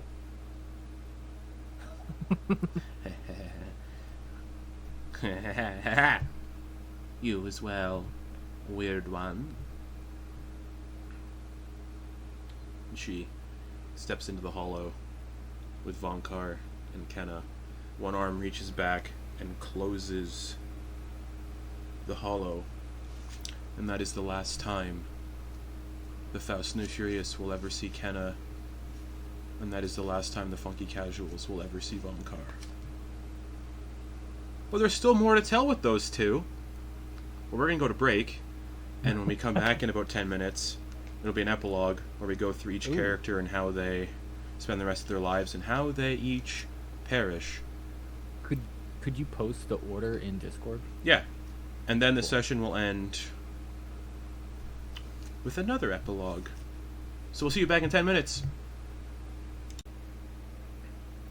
So, as we come into the epilogue of our past 3 campaigns, I'll kind of gather together because what's next is so far in the future that I think a nice bookend on these last 6 years or so would be fun to do. So, Caleb, you'll be the first guinea pig. If it's okay with you, I might switch to the order of the second and third one. Yeah, whatever you want to do. But, for Torger, how do you envision the rest of their life, and how would you like them to meet their end?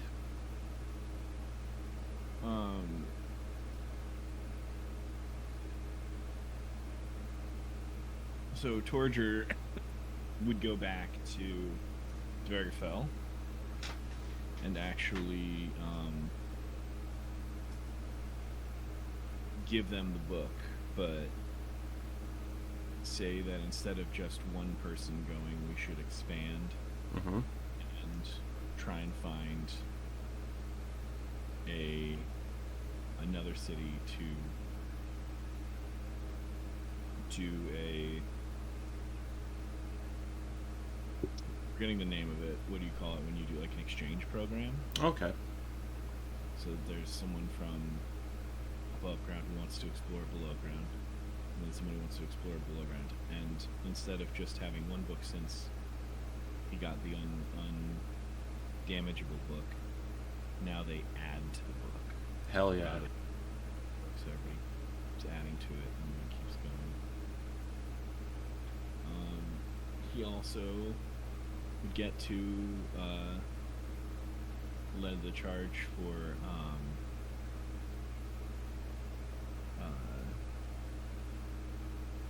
Glenn Puddleshoes to become the newest elder in town. Hell yeah. So Glenn Puddleshoes would take over, through the course of his own life, he would take over the barber shop. Yeah. Glenn Puddleshoes. And, listen, how do you make more Duergar? You get into the slop pile. It's true. Of course, he did. The old Vergafell slot pile. Oh, yeah.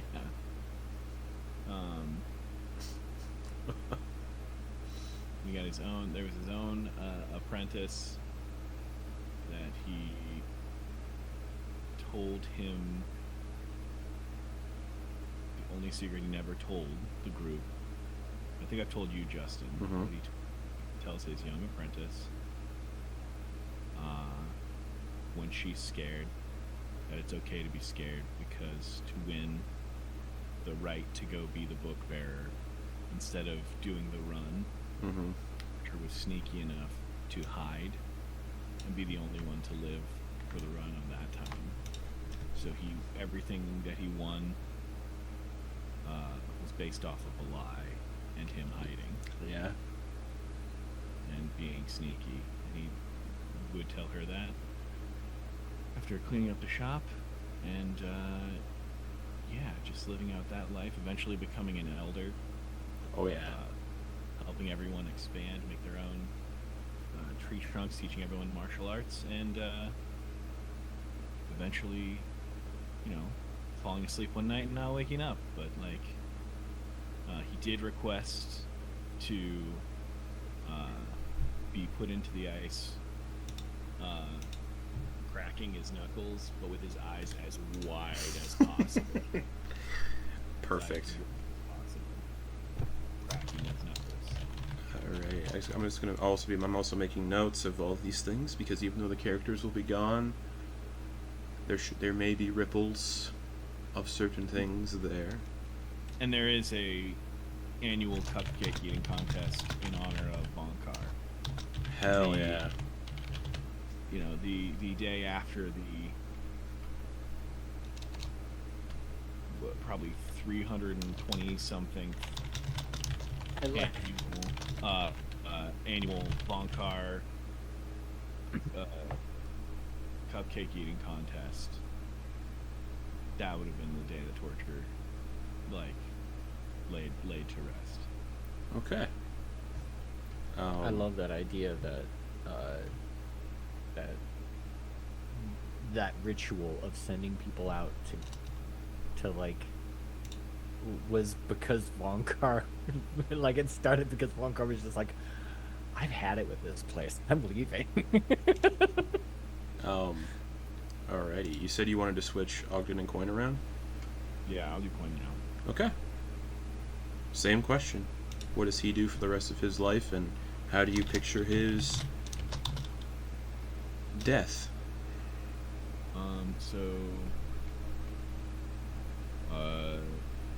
Kind of want to walk through the last day of Coin's life. Yeah, perfect. Stuff, so he'd wake up. At this point, he'd be 135. Yeah. He's gone to, and again, since I went first, I don't know who's kicked it, but he's gone to every funeral of every member of the Fast and the Furious, and like, you know, assigned them each a finger, because I think there was 5 of us, right? And then gave everyone their designation. I think I said it once in a stream which designation I thought everyone's finger was. So it'd be a mighty fist together. But, you know, going all there, thinking about them every morning at morning ritual, morning prayer. Going through kind of becoming secluded in the amount of administrative work that he's had to do. He doesn't really get to adventure at this point. He's already, all his squires have become knights and had their own squires and become knights and had their own squires, so it's the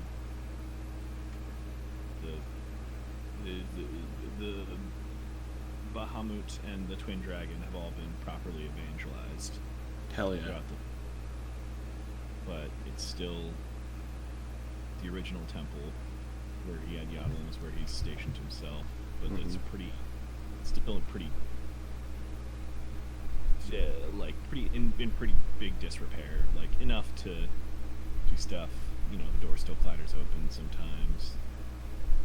And, you know, he's not seeing so well out of one eye, but it's like still there, and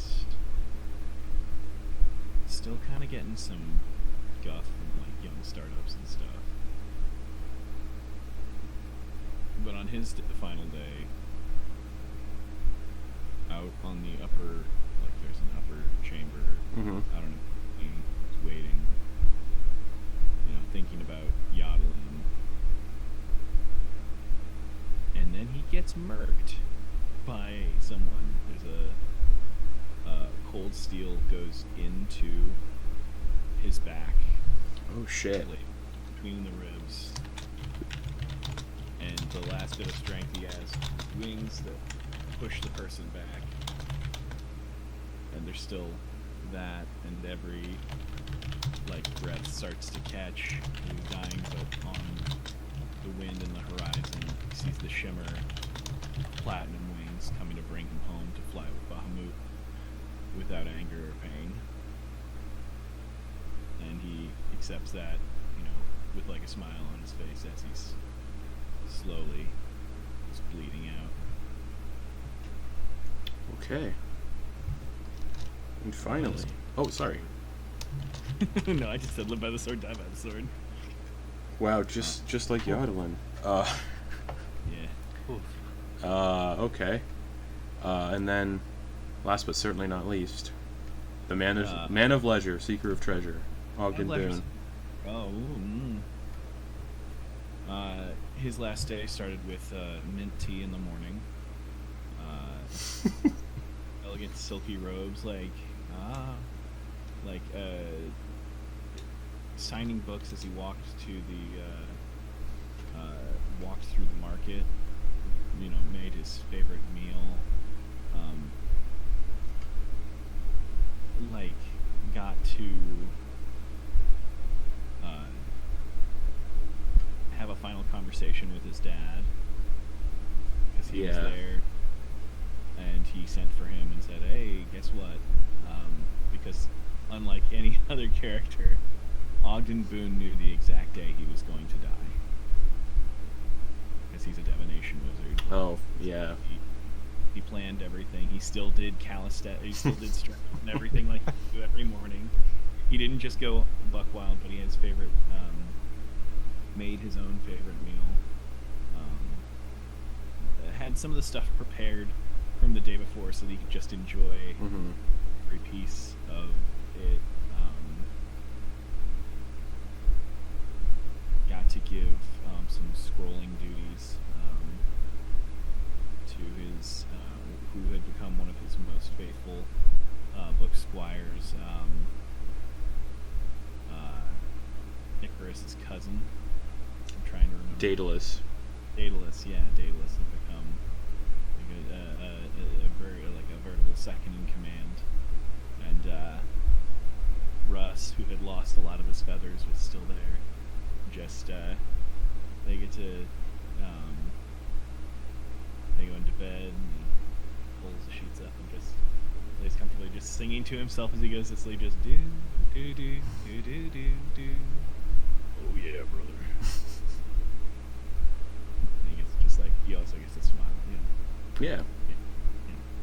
And that's how that one. Making sure all the things are wrapped up with the school, everything's taken care of. There's a hefty endowment for any specifically bookish archaeologists who want to try field work more than just reading. Okay. Swag just peacefully sings himself to. As well, and if there is some sort of afterlife for half elves. Oh, of course. So he was able to, singing along with him, harmonizing.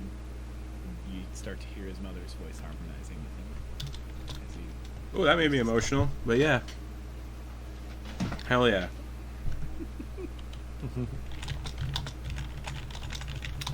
Yeah, that got me. Woo. Okay. Yeah. Awesome. Just sweating through our eyes. It's fine. Everything's fine. Sweating through the eyeballs. Alrighty. Leah. How does the rest of Leah's life go now, freed from the corruption of the fungal lich and the abyss?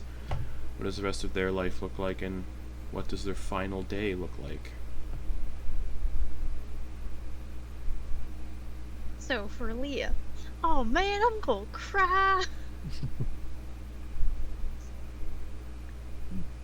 Everybody knew that Leah loved her cat, and she always wore that what are their cat collars? Oh my god, I'm gonna cry like a little. So what Leah ends up doing is she finds a little piece of land. Yep. And first for the, she takes a year, and she casts, Druid Grove. So Yep. she imbues a beautiful place, full of, like, magic and everything, and she opens up I guess it'd be like the D&D equivalent of a little animal rescue for any familiars that get lost or hurt and can no longer adventure, and for all the little cats or, little red dragons who don't have wings and all of that. And she takes time and she cares for them all, and she makes sure everybody gets, like, their needs tended to. The grounds, because she is still a druid, and you know how she is with her mushrooms. Oh yeah. There are wonderful mushrooms growing everywhere. She has a magnificent garden, and during their time of casting Druid Grove, she did imbue some of those, because you could imbue like 4 like spirit guardians or whatever, Mm-hmm. and like they're trees, and they help her tend to things, and people are allowed to come and visit and give donations and adopt some of the animals if they're able to. And one day, so this has been going on for however long Leah has left in her life, because with all of the stuff going from the abyss to that, I don't know how the years are anymore with her, to be honest.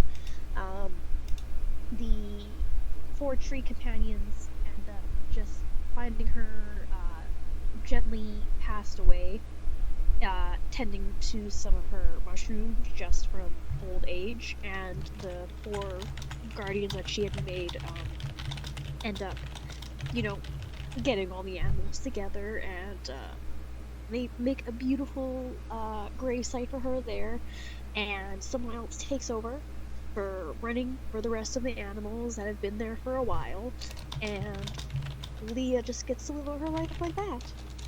Hell yeah. A much better ending than being stuck in a tree forever. Yeah.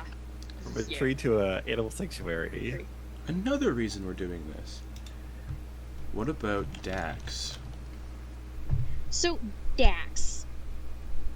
If Dax was still alive when they found out about Coin getting murked. Probably not because of the age that Coin died at. Okay, cool. Well then, honestly, what they would do is they would spend a lot of time with Druck, just traveling with him, because they know that like Druck has their sibling and everything, but she knows that Druck will keep her out of trouble and vice versa. They were roommates in their opinion, like, you know what I mean? Like they're best buddies. That is their thing. Oh my god, they were. And she is still trying to find Franazar because last time he and the other Illithids were fucking off, basically. And Dax knew that there was probably never a chance of her like being able to find him again, but Dax is still trying. Like till the day she dies, she is still trying to contact them or find them. And in my opinion, Dax would probably die accidentally trying to get to the plane that Franazart is in.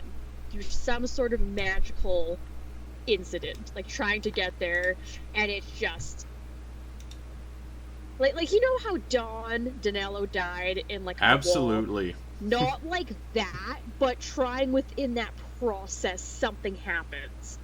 And they're just like, where's Dax? It's like, oh, Dax is no longer existing. Oh, crap. Dax is everywhere. Dax is everywhere. And there, and there, and there, and there. Okay. And Druck probably warned them not to do this. But, you know, Dax is still Dax. Okay. Obliterated by a faulty spell. You know those damn university students doing things they shouldn't do? Yeah, testing out magic. Hey, I can get you where you want to go. Alright, everybody, just... It was Medeis. It was Medeis' fault. It was... Just use this old archaic tablet. Ah, yes. Alright, I guess finally, for you, it'll be Doe. Okay, for Doe. Doe, I think, is the most fun. So, Doe opens up their own little cheesecake bakery. Hell yeah. That is what they have done. They have sourced the finest of milks from all across Del Nastra, all across the plains. They have walrus milk, yak milk, gnome milk, everything in between. Anything that could be milked is in a cheesecake. Did you say gnome? Did you say gnome milk? Yes, I did. We got all of the milk. So, Sure. hey, almonds ain't got no titties, but we still got almond milk. You know what? True. It is out there. If they could get their hands on Tarask milk, they would. You got cheesecake on a stick. You got cheesecake in bite form. You got freeze-dried cheesecake. You have cheesecake that has been into the 9 hells and taken back, so it's really fiery on your tongue. They have all your cheesecake needs met, and every single one is handcrafted and made by Doe. For every event that there was for any Fast and Furious or anyone's events, Doe would provide any cheesecake possible, any cupcakes, any catering. If anybody asked, you could just go to Doe, yeah, no questions asked, and they would whip up something you never heard of. You give them a flavor, you give them something, they went into their baking mold, full on. But the classic and the most simplest cheesecake they had on the menu was named the Torger Tort, and it was very simple, and it had the milk from... what was it? It was the walrus. It was the walrus milk cheesecake, and that is one of their best sellers, surprisingly. And for Doe, I don't know how long mimics end up living, but there was just one day where they were going too hard and they were trying to make a new cheesecake, and when they were eating that cheesecake, it did not sit right, and they died eating cheesecake way too much. Like food poisoning or choking or overeating? A little bit of the overeating, a little bit of the All three? poisoning. It's Oh. like if you would die from I think it's radiation poisoning if you ate 20,000 bananas in 10 minutes. But that's not gonna kill you. It's the 20,000 bananas in 10 minutes that's gonna kill you. Okay, so Doe dies from overeating and food poisoning on cheesecake. You know what? What a They life. went out living their The way best they life. wanted to. And they have written in their little will that Torger does get part of the proceeds for the Torger torch, and Torger gets to do whatever they want with that money. That's probably what helped fund the exchange program and Hell yeah. expand Duergar to build that community more, and also Did Doe also like cater all of the cheese cupcake contests? I Oh. imagine. Hell yeah. Hell yeah. But Okay. also, you would probably often get at least one Duergar apprentice to be like just an extra set of hands. If ever you Aw. wanted it, there's probably Teaching them the ways of the cakes. And none of this tastes like mushrooms, right? Wow. No, it's no milk. You ever milked a mushroom before? I can show you. Oh, no. Yeah, I brought you some Uba Lake milk. Ooh, this one's gonna be real brain food here. Okay. Noose. If it's alright with you, I'd like to swap that with Grin. Yeah, sure. So, shortly after the events of this campaign, Grin has what we might call a midlife crisis. Okay. And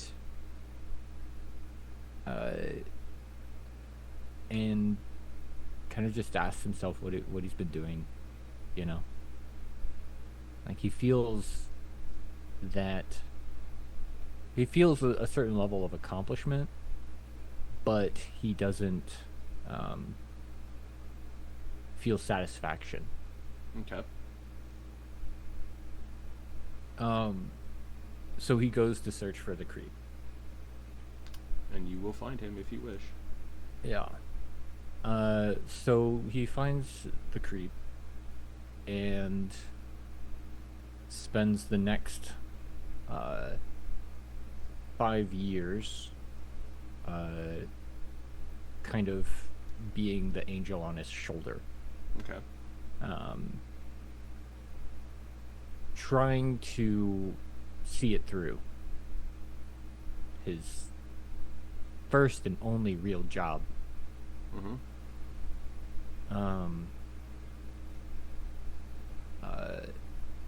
At some point, the creep he loses that contempt that he held for just the average person. Okay. Never like truly a good guy, Yeah. but good enough to find another person who could tolerate him, Mm-hmm. you know. So once that happened, Grin kind of was like, he's getting old. He didn't see it coming, but sure enough, like, he was slowing down. His eyesight was getting bad.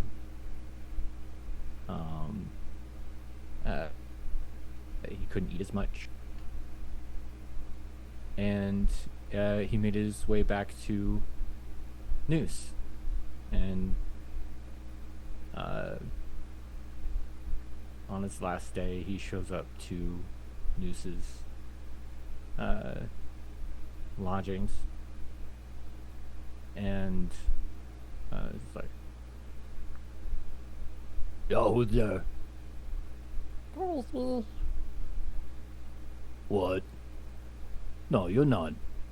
You're not Gwen. You, wait. What happened? Papa, I'm old. Did I do good? Yeah, you did. You did great. What? What do you mean? Did I do what I was supposed to? Did I make you happy? Did I make you proud? And then he collapses. Yeah, yeah, you made me proud. Wait, where you going? Go back. Go back. And that's the end of Grin. Okay. He lived exactly 10 years. On the hour that he was created, he died. Okay.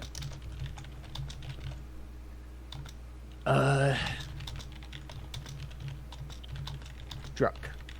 Okay. So, Druck did what you might think he'd do. He continued to live his life the way he thought most comfortable. And did as much as he could to help his sister navigate the world. He did that until she was full-on adult, and even a little bit afterwards. I was checking in on her.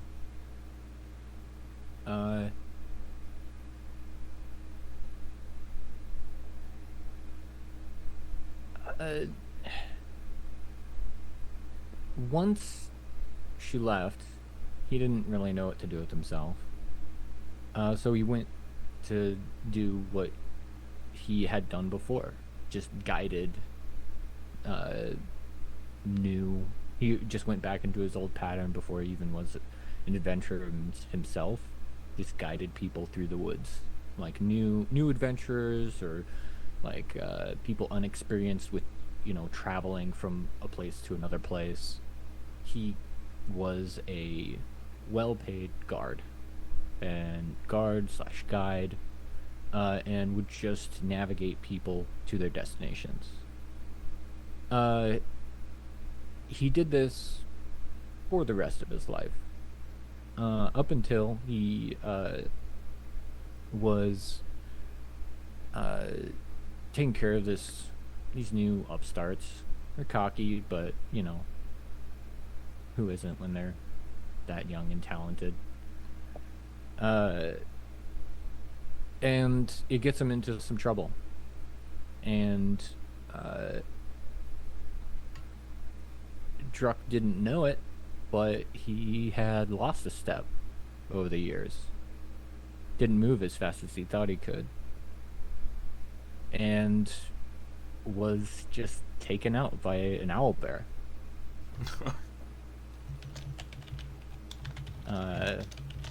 He's older.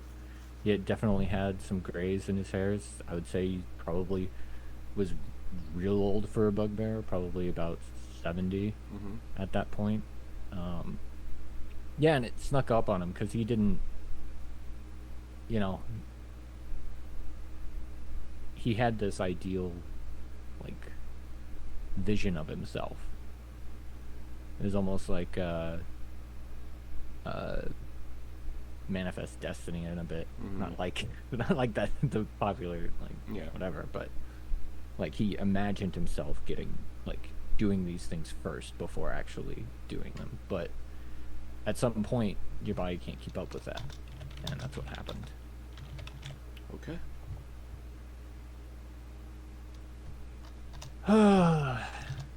Noose.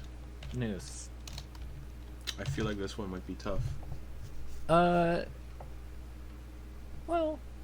let's see.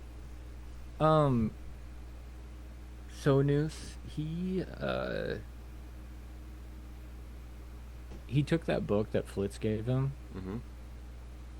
and he tried making copies or writing his own stuff, but that didn't seem to have the same effect. He was never really good at pranks or jokes. At least he always, as much as he liked them and wanted to do them, it never got the reaction that he wanted. But these stories did give the reaction that he wanted. So instead of like trying to write something like them or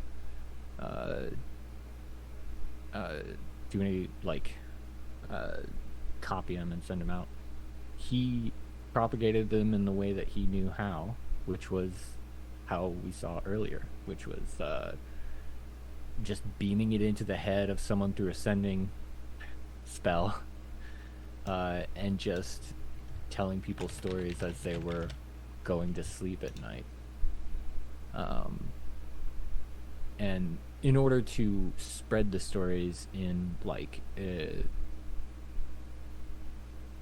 in a creepy fashion that might get people like, oh, have you heard this one before? And then people say it and it's just like, what? You've heard that too? What?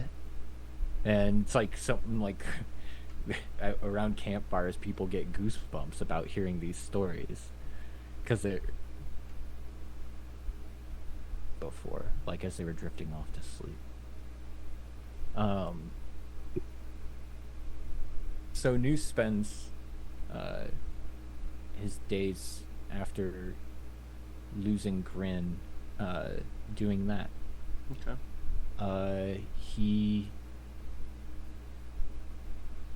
never made another creature again. That was his one and done. He didn't want to outlive his children. Yeah. That was rough. And gosh. I think he tries visiting people, but it's always, for some reason, when he goes to visit the people from the party, the people that he's encountered before, it's almost like they're always not home when he's there, when he goes to visit them. It's a weird, like, fate thing that happens regarding that. Okay. Like something, like he might coordinate with someone really well, like, oh, we'll meet here, do this, but then, something comes up. And so he's, beside himself with grief and a little bit of loneliness, and kind of recreates himself as the fairy tale version of himself, the grinning Skinner. Mm-hmm. And just kind of leans into that. And one of those times, if you look like a hostile thing, even though you have the best of intentions, if you don't like take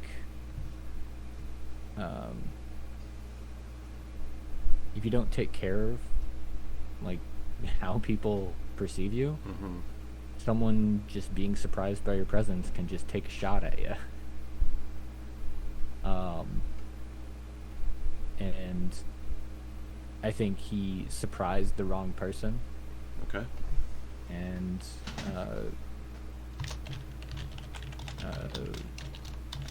was probably killed.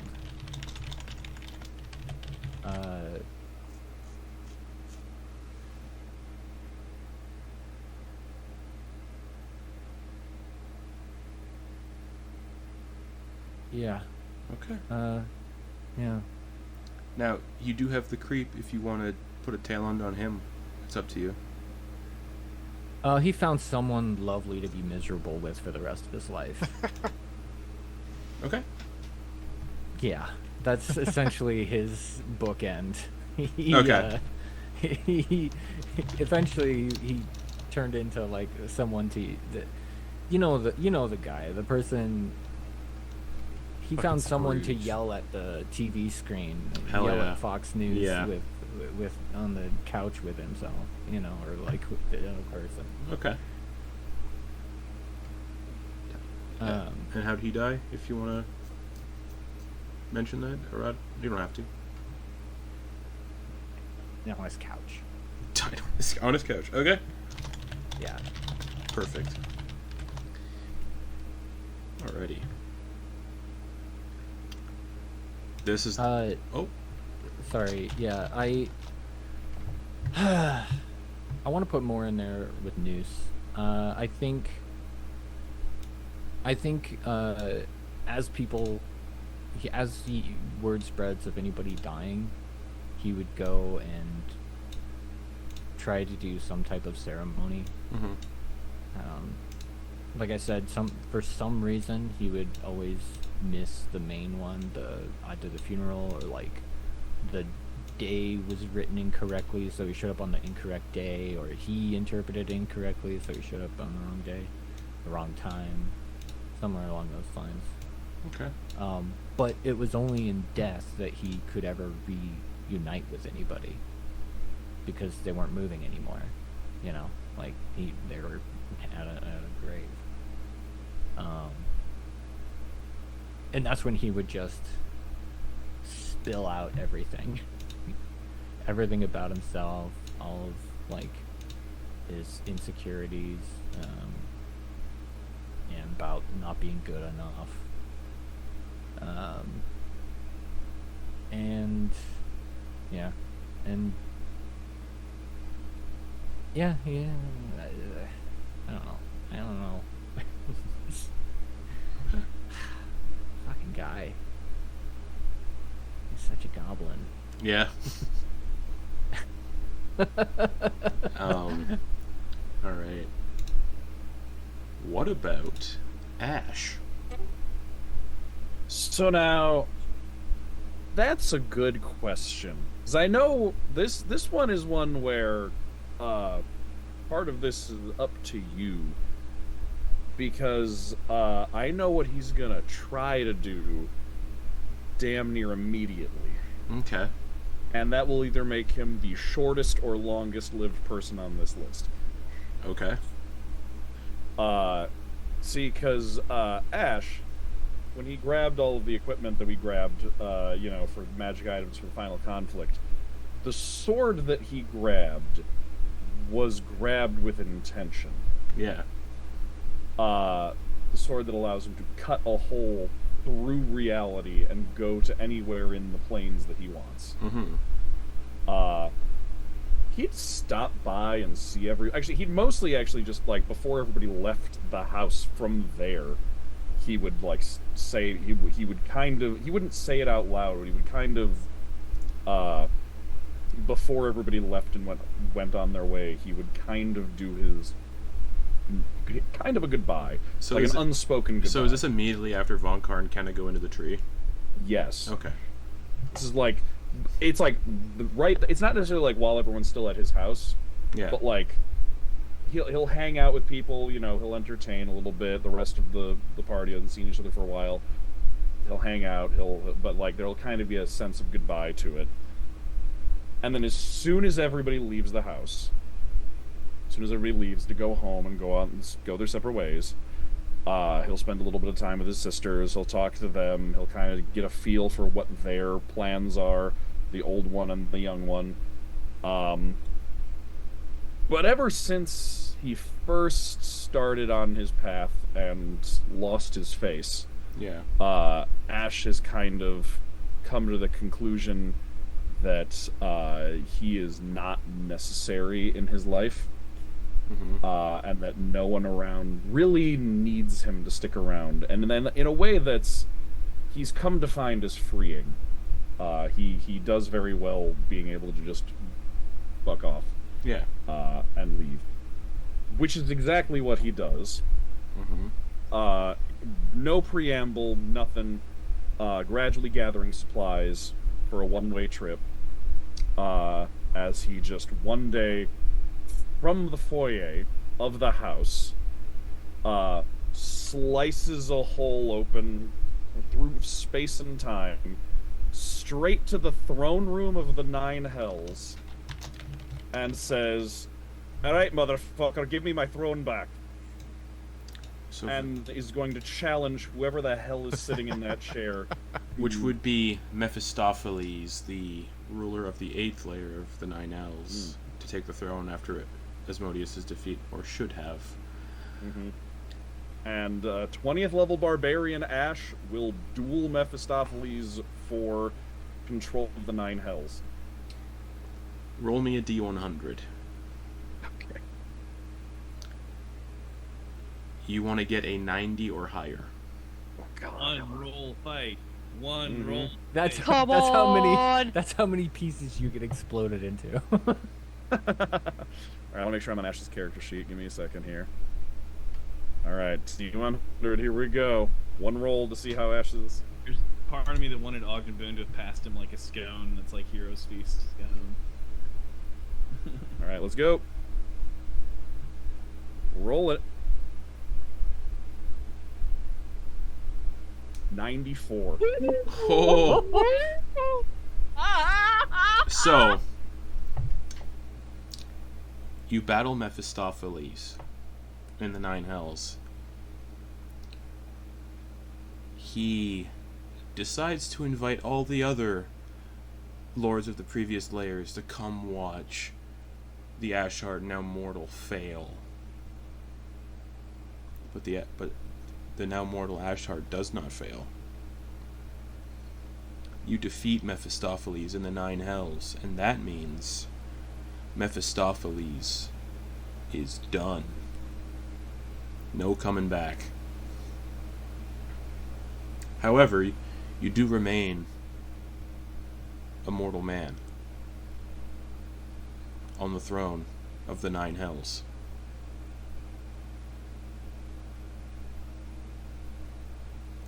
Right.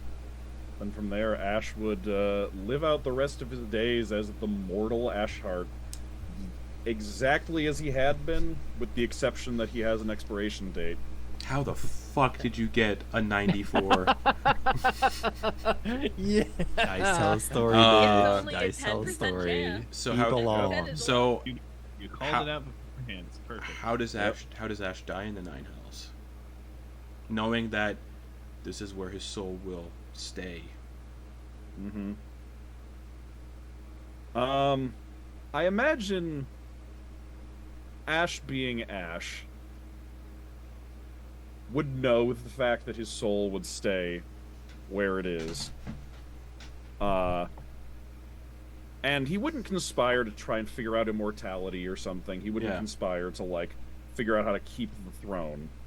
But I imagine having slain Mephistopheles in single combat Yeah. in front of everybody would mean that no one would be terribly eager to try that again, no matter how old he gets.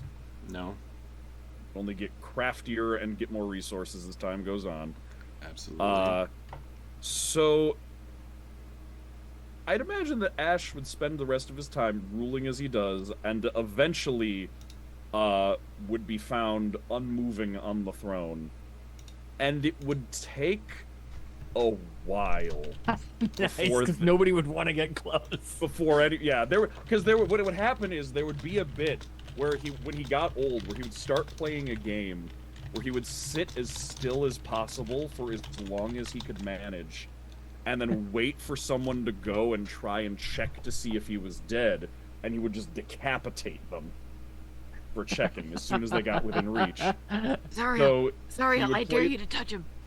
Yeah, so he would You do play that game with himself for the latter years of his life, until finally he actually did die sitting on the throne.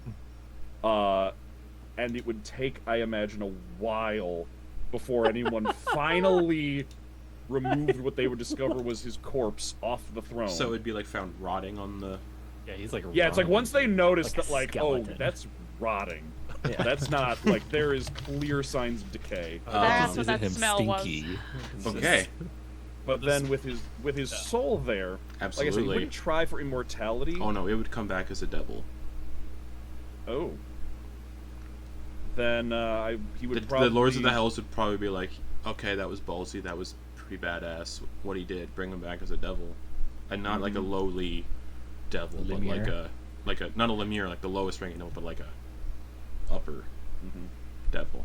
And then I imagine that he would probably in his latter days have generally figured out who was going to be replacing him. Would have been Beelzebul. Yeah, and probably would have done some deals over time using his position on the throne to kind of just secure himself a sweet retirement as a devil, as a high-ranking devil. All right, so serving under the Slug Archduke, the ruler of the 7th layer, which is literally a massive fiendish slug. Whoa. You die, but linger on in your afterlife in the 9 hells. Okay. Everyone's got some pretty upsetting deaths here so far. What about Ven? So Ven... All death is upsetting. I don't know. Some are very upsetting. Yeah.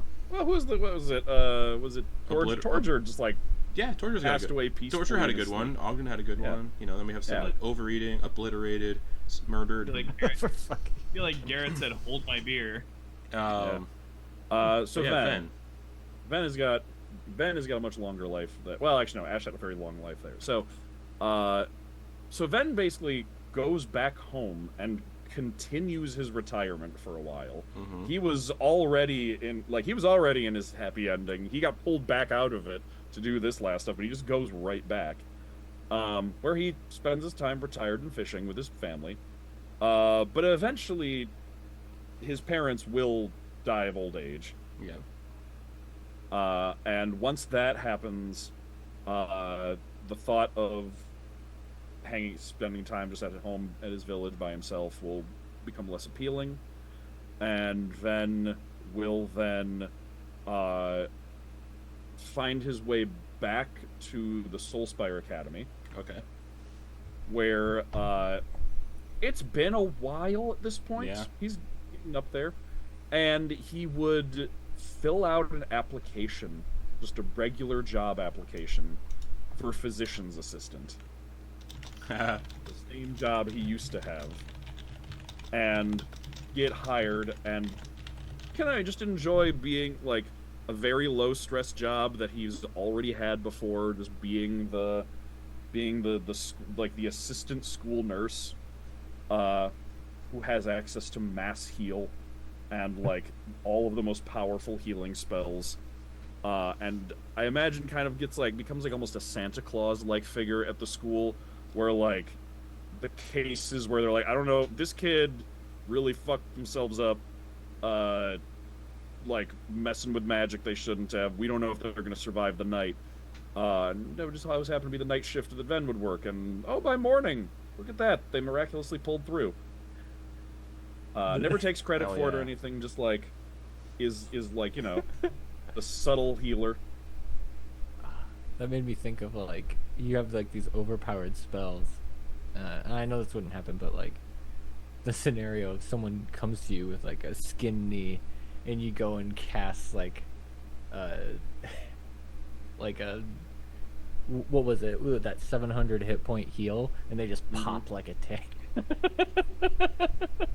It'd be more like people in the next room over have their like skin knees healed. But then after that, after a while of that, as he gets old, he would then want to move on again. Because Ven has a life that moves a lot. He'd start getting curious, and he would find his way back to Anundil City. Yep. He would say goodbye to all the students and everything, and he would find his way back to Anundil City, where he would just want to see what happened and what became of the Temple of Armathnin there. I think it was torn down and replaced with like other temples to other religions. And being around there, he would probably just like kind of retire in the city for a while. He wouldn't like go back to the temple, but he would visit the temples that replaced it, kind of working his way backward through his own life progression. and like revisiting the places that he had been through his life, and kind of just retires in an Undeal City for a while. He would have fun, kind of still continuing being a healer, just like listening and like kind of gossip mongering in a way to hear about cases of people where it's like, oh, we can't afford healing for this person, or like this person is getting really sick, we don't know if they're gonna make it, and just like kind of like reverse assassinating people, where he would just like pass by their window and then just like blast in, you know, like a mega dose of healing magic. Hell and yeah. then just they're right as rain. Just like have fun being like an anonymous healer Santa Claus. And I imagine Ven would probably live to be very old because he has all of this insane healing magic. Yeah. So he would be physically healthy. He could, any ailment he had, he could take care of like instantly. But he would probably use up a lot of his healing spells, a lot of his spell slots, just, you know, finding people around town to heal. Cause it's a massive city. There's always people who need healing. And as he reaches the tail end of his life, he would take up fishing again, as he did when he was kind of coming back around when he was younger. And he would go out on a, you know, he'd get a boat, go out on a fishing boat, you know, in the docks near Undeal City. Oh, there are docks near. We have to go a little farther north to the sea. But he would, you know, he would go out fishing, take his trips, and at one point, he would hear a commotion out on the water, where he would find a pirate ship attacking some fishermen, and he would have just enough spell slots to fend off the pirates, but not enough spell slots to heal himself of the damage from the fight. And as the fishermen bring him back to shore, he would encourage them to appreciate getting to come back to their families and enjoy the time they get to spend with them, like his father didn't. And come full circle back to how his journey truly began. Hell yeah. Full circle. Now, you also played another character. Again, Vonkar's will be at the end. Yeah. What about Ricky? Having been given his name back, no longer called Argent Nut Slurry Lemongrass. He is once again Requarian Deladra, the leader of the village of Argent, full of nudists. What's his life like at up until the end? I mean, so first of all, Ricky's an elf. Yeah. So he lives a long time. forever. He lives for a few hundred more years because he was like the youngest. He was the youngest end of adulthood when that campaign started. When he joined that campaign. And like I honestly just simple life, being the elder of Argent, you know, protecting it from any attacks or disasters that come by, and just kind of being the town elder, maybe steering them away from some of their weirder stuff. Yeah. But otherwise, you know, generally embracing the weirdness. And, you know, welcoming in outsiders because we don't need to be as weirdly xenophobic as we were in the past. Yeah.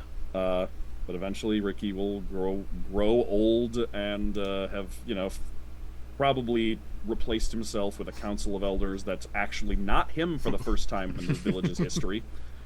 It's not just a council of council of reeds for himself. Yeah. And, like, you know, actually just, like, retire and fall into a consulting role, kind of, like, offering advice and everything, until he just peacefully passes away, surrounded by his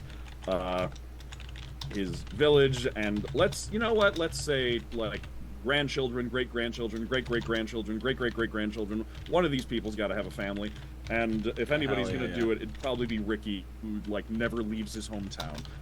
Hell yeah. Alrighty. I want to point out, Torger did contribute to the slop pile. He did. Torger. Oh, that's right. Torger pumped a few out too. Oh my god.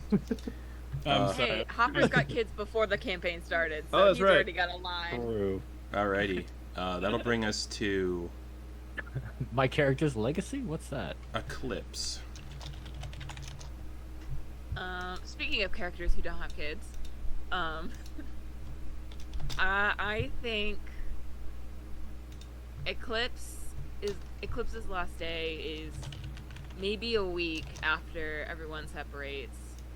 Oh shit. To go their own ways. She gets back to Belena Azul and to her wife Rain. Mm-hmm. She packages up the giant tea saucer that she told Ogden about and sends it off to the Silgurian Archaeological Society for research. And then, not 2 days after the mail ship departs for Silgur, the Acacia Grove is attacked by a rival pirate crew in an attempt to seize assets and take control of the pirate nation on Belena Azul.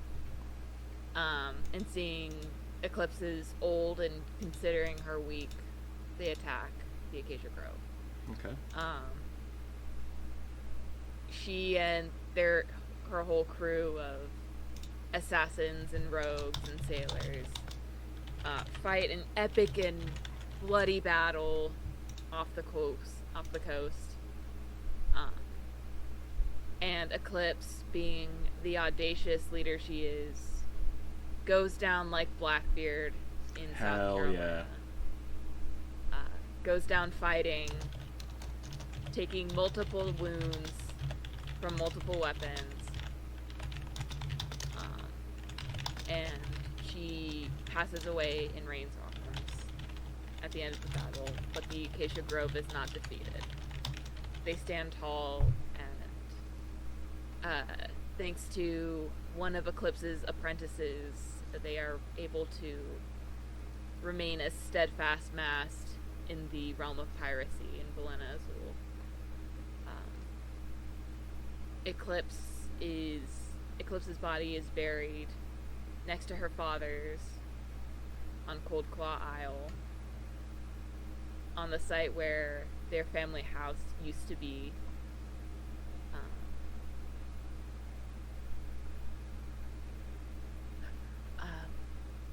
And she has one of the I don't know if anyone remembers, but the little pendants that she had commissioned for everyone. She had made one for herself. Eredil signed one for herself and has it etched onto the top of her gravestone, as asked for in her will.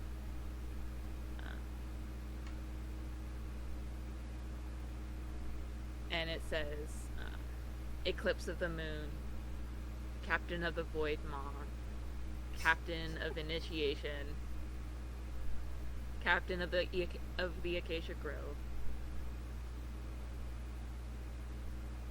Lieutenant of Friendship. Hell yeah. What about Sir? That was a lot harder than I thought it Yeah, would be. that was I got caught up there in the real middle. good. That was good. Oh, Sir Hopper Thimblefoot.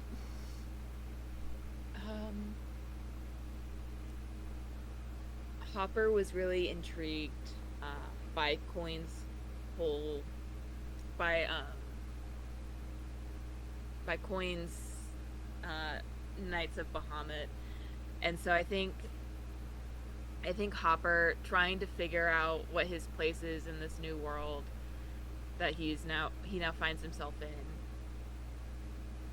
kind of follows Coin to a Nundial and seeks out a squireship. He spends a couple years trying to get back into the rhythm of being a squire and what that means and the tasks that he has to do and the skills that he has to learn. But he finds that he doesn't really align himself with why he's being a squire, like who he's being a squire for. Like, he doesn't fully believe in the Twin Dragon, and all this religion stuff. He liked being able to protect something, and he didn't really find himself aligning there. So I think he also goes back to Dawnbreak to help the Monstrosities family with the orphanage that they have founded, trying to be a pseudo parent for these kids that don't have any parents. And I think on Dawnbreak he starts to try to figure out a way to manufacture a portal to break his way back into the Feywild and reunite with his family.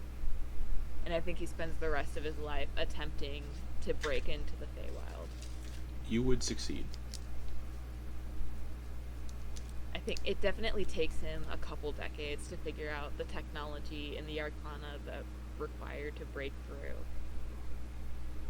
And I think the portal would open up maybe half a mile from his and Lila's house. And as he steps through, he immediately recognizes the smells, the sights, the sounds of the woods his home is in. And he just makes a dead sprint for the house. And I think as he's approaching, he sees his kids all grown up in photos. They're like, he sees them like photos or art of them through the windows, and they're all grown up, and he realizes how much he missed out on. But then he sees Lila pulling weeds in the garden, and she's still just as beautiful to him as the day they first met. And he goes up to her. He casts a spell to have some soft ballroom music play in the background, and he asks her to dance. And I think she would take his hand. I don't think she ever remarried. Absolutely not. Even though he said it was okay. And I think they lived their older lives together, very happy. The kids come and visit. They bring their grandkids and their kids. And he dies surrounded by this huge, loving family that was his dream to get back to them.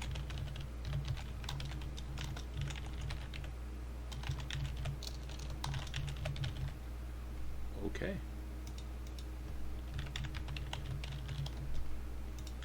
Flitz.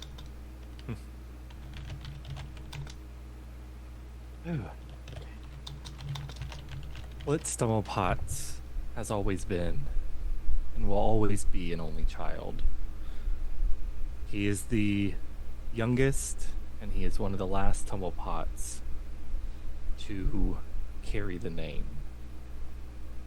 After the days of departing from the others, Flitz returns back to the academy, helming the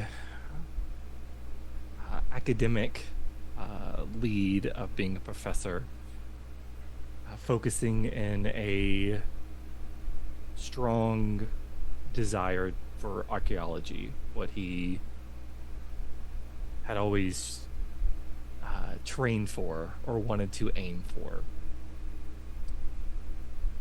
Him being one of the last ones that will survive well beyond the others.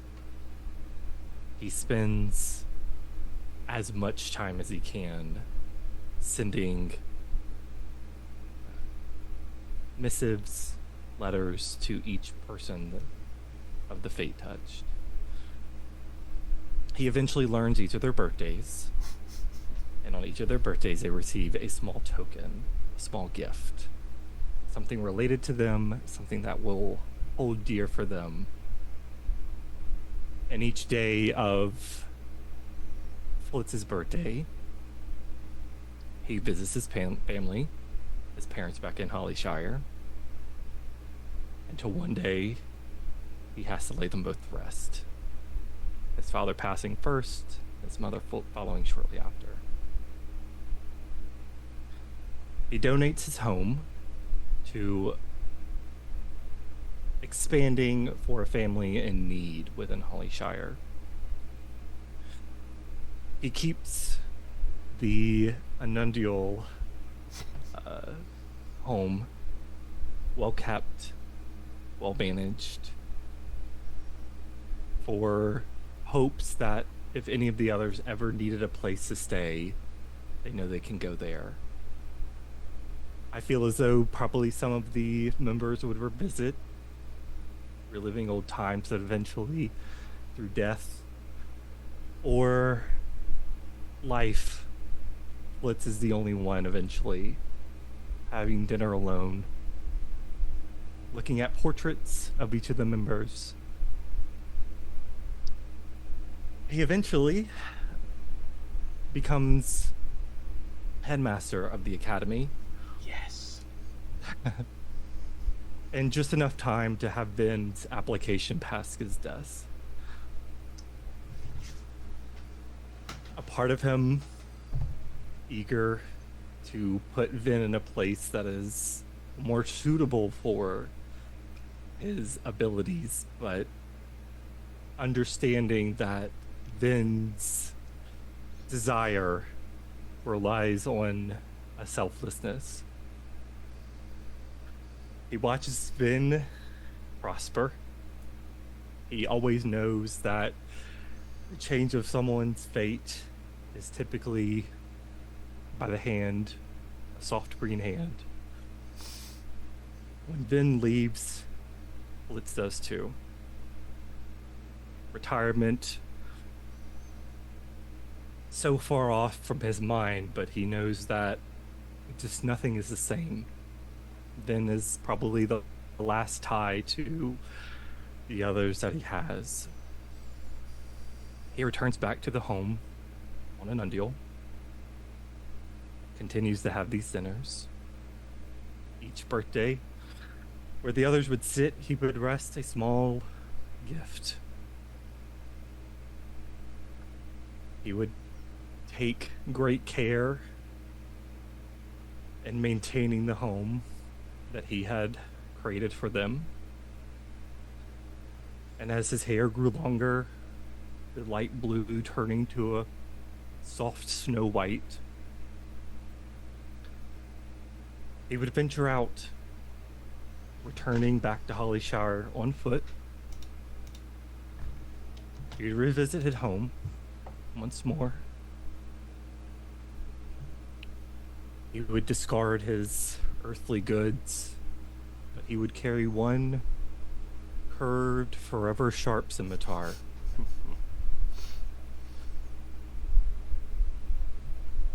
He would return to the place that set his life in motion, that set him on a path, though perilous, that killed him, but introduced him to family that he never knew he could have. And he would pass, quiet in the snow, taken away. He'd be smiling. He'd be happy. Okay. I don't deserve any of you. Okay. I'm emotional. Okay. Okay. Okay. Anything from Medeis? Or And Bernard? honestly, Medeis, after Craven's, and I think he would work. I think he would work for a bit because Medeis is just like who you would imagine, but he'd be like Vin. He would be tired. Yeah. I think He he's would- one bad teleport spell away, though. Yeah, if I'm being he'd be honest. he'd be ripped to shreds. I think he would disappear. He would disappear. become nameless, a nobody, though have enough money to live comfortably, but just kind of just exist. So no one knows what happens to Medeis. Cool.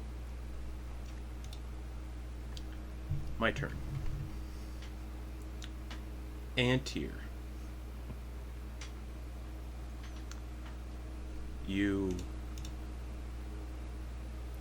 exist in this other place. Ever since the reset, the Tree of Hope never existed. The Everlasting Arbor never existed. But oddly, there was still one little tree connected to it all. A little ashy tree on the continent of Ipshire. You see Gothel bring her children back to life through that tree. A scheme she didn't really tell you about, but she did it anyway. A dragon who she sent off to the continent of Lunadir.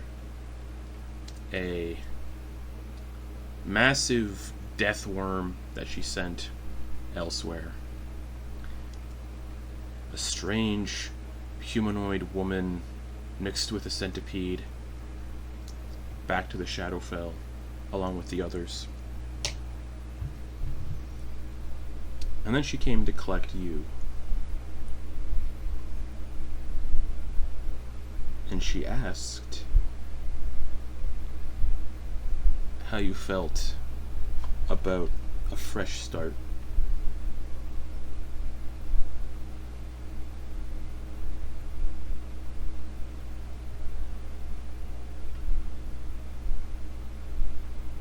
I think Antier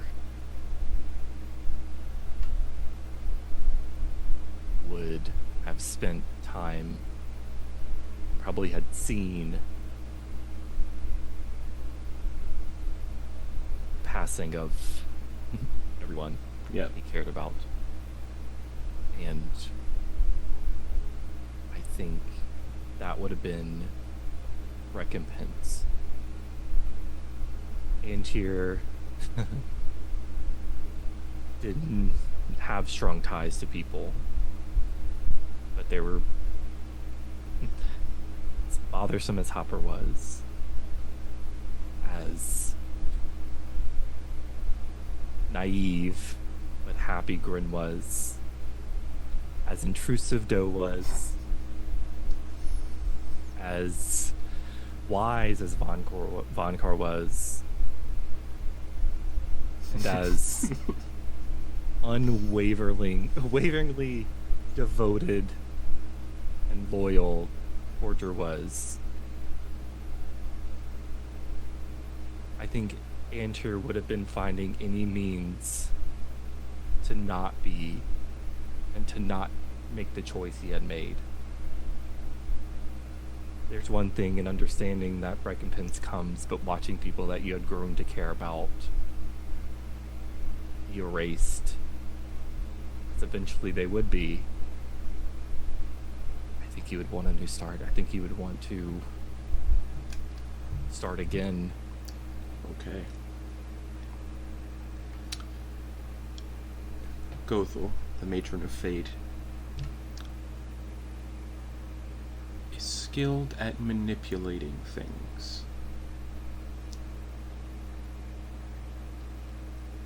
Time is just one of those things. You soon find yourself back in the Astral Sea where you grew up as a child once again, with a chance to start over and to make better choices.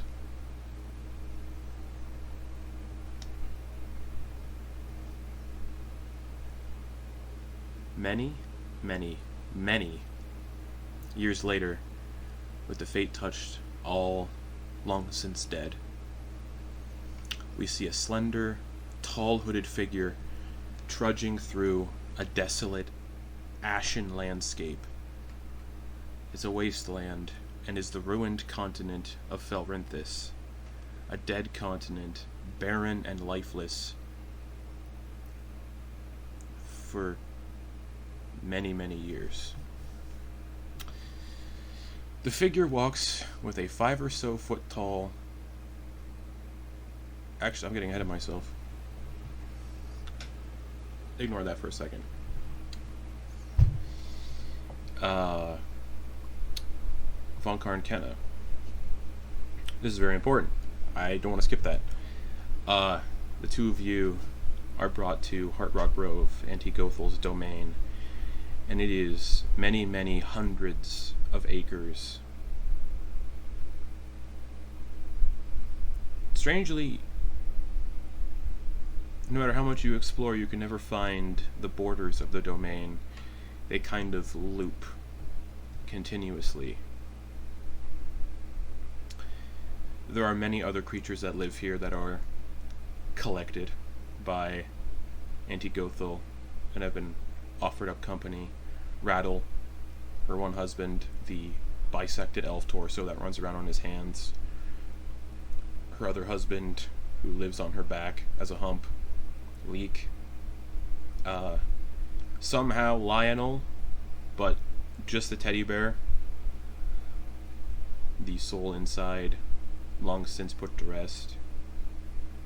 And many other strange creatures that call this place home. And she is friendly. She isn't... There are no schemes, no plots. She just lets you live here for the rest of your days in the utmost tranquility and peace, even though things are strange and weird at times. And she continues to hit on Vonkar, but doesn't really advance doesn't make any moves or anything. It's all about the game. You don't want to end the game. Yeah, and it's over. So it's just playful flirting in the hopes that one day he'll possibly show an interest.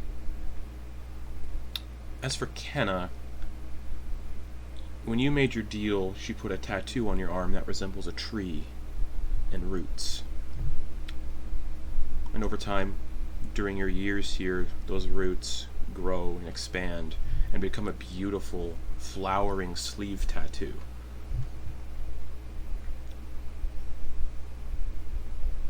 Vonkar, you were very old when you came to Antigothal's domain, and I would imagine there isn't much time left for the old Duergar. So how would Vonkar spend his final days in Heartrock Grove, and how would he come to pass?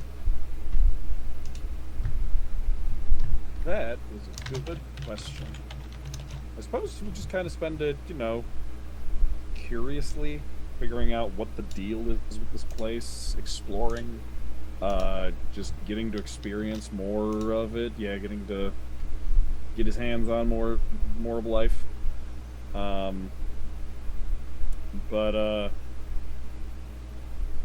I think Vonkar, I think, would not be one to go in his sleep.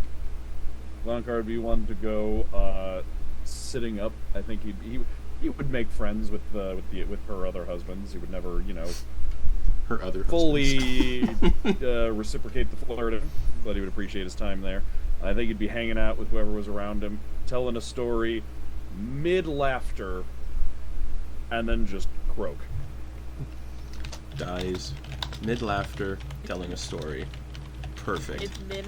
It's mid-gin rummy game. Kenna, you're there when Vonkar is telling the story and passes away.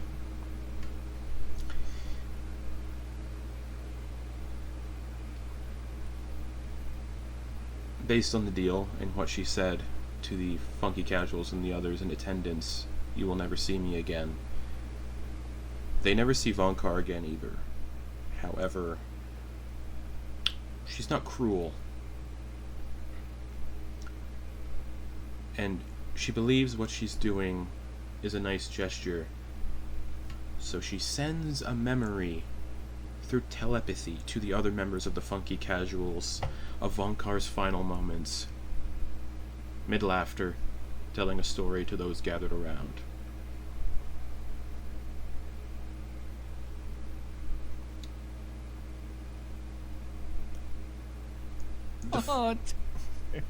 Sorry. No. Well, what happened? How did it end? Yeah, I imagine it was like how Vonkar was telling a joke and he laughs about the punchline before he gets to tell it. Oh no! It's like That's great. The funeral for Vonkar is strange. Again, the funky casuals aren't in attendance due to the nature of Gothel's domain. It's just a weird ceremony. You're used to bodies being interred in the earth. She turns Vonkar into a statue to be remembered by. For all those in her domain to gaze upon until the end of everything. Standing tall and proud.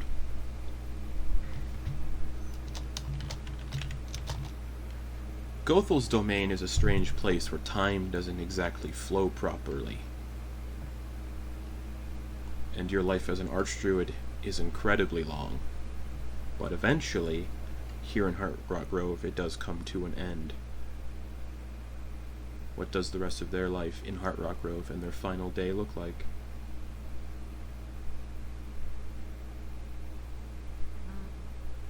I don't think Kenna quite knows exactly how much time has passed. They've settled into a rhythm of daily life where their activities have meaning to them at first, but as the years and eventually the decades and the centuries pass by, they've almost forgotten why they're doing what they're doing.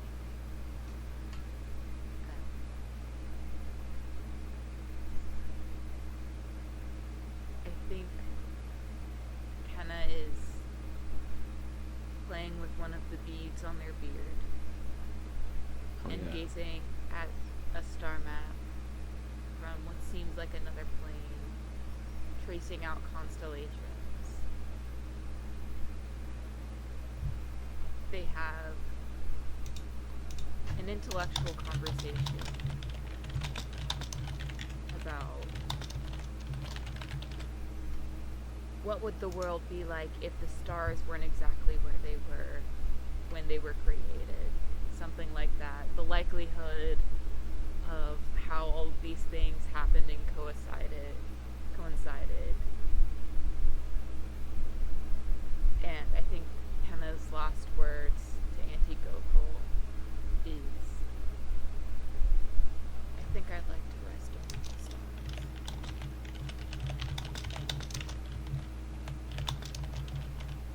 If Auntie Gokul permits, Kenna just dissolves into their starry form and becomes a star-like gem above Vonkar's statue. Okay. That just floats. And there's like an 8-pointed star that just floats above Vonkar's statue. As you pass, you feel Gothel take your soul out, which is what's really you, not the body. She turns it into starlight. Keeps a portion of it to be the gem you wish, and casts the rest of it up into the sky of Heartrock Grove to be the stars. This realm that is currently holds no celestial bodies in the sky, but now it does.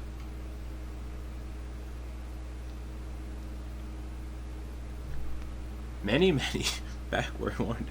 Yeah, many years later, with the fate touched all long since dead, we see a tall, slender, hooded figure trudging through a desolate, ashen landscape.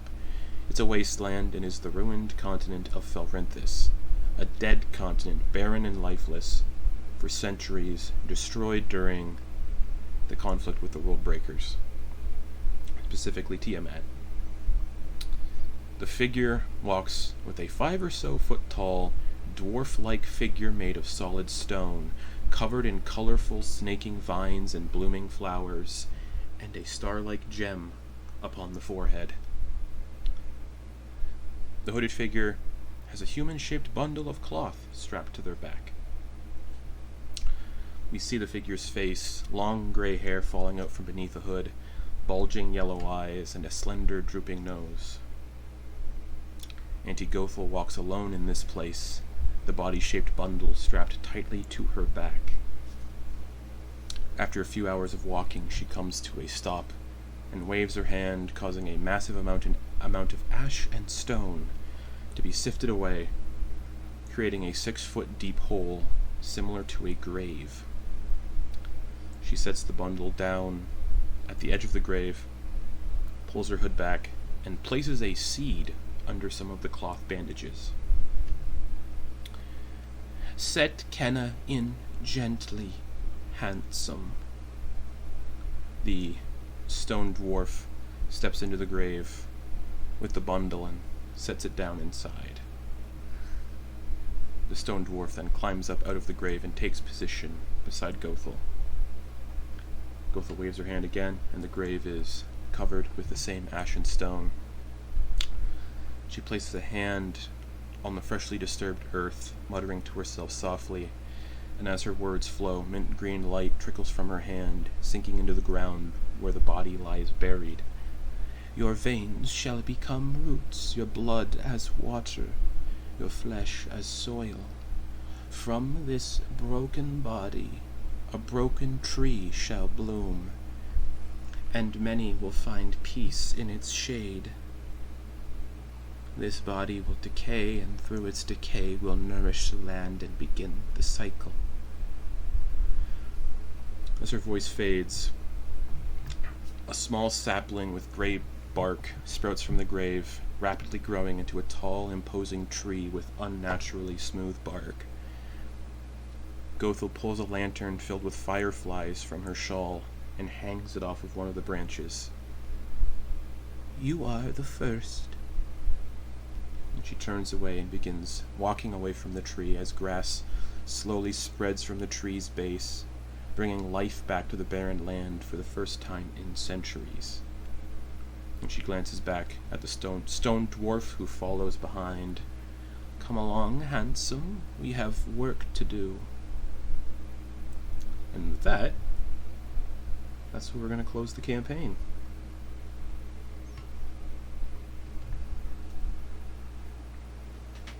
Yay!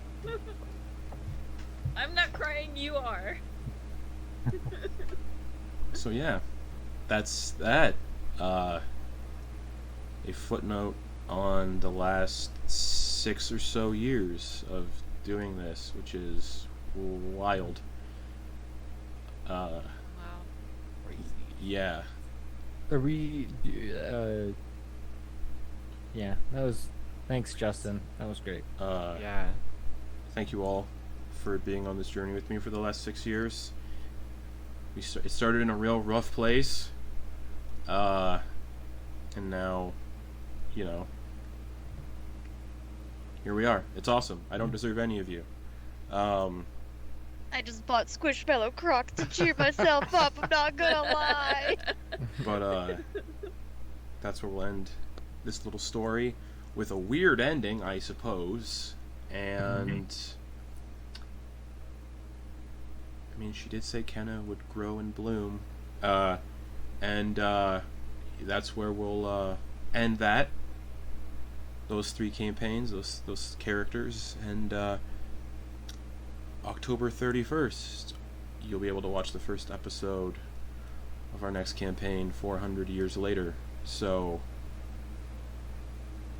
and of course, obviously, we'll be back next week for Kate's Waffle Hut thingy-majig. Waffle Hut is still open. Are we doing character introductions off stream or Off stream. Okay. Okay. But yeah, until then, goodbye, everybody. I almost cried. Bye. Bye. Same. I did. I did. I still am. Caleb made me cry, and Lex made me cry. Okay, bye. Bye.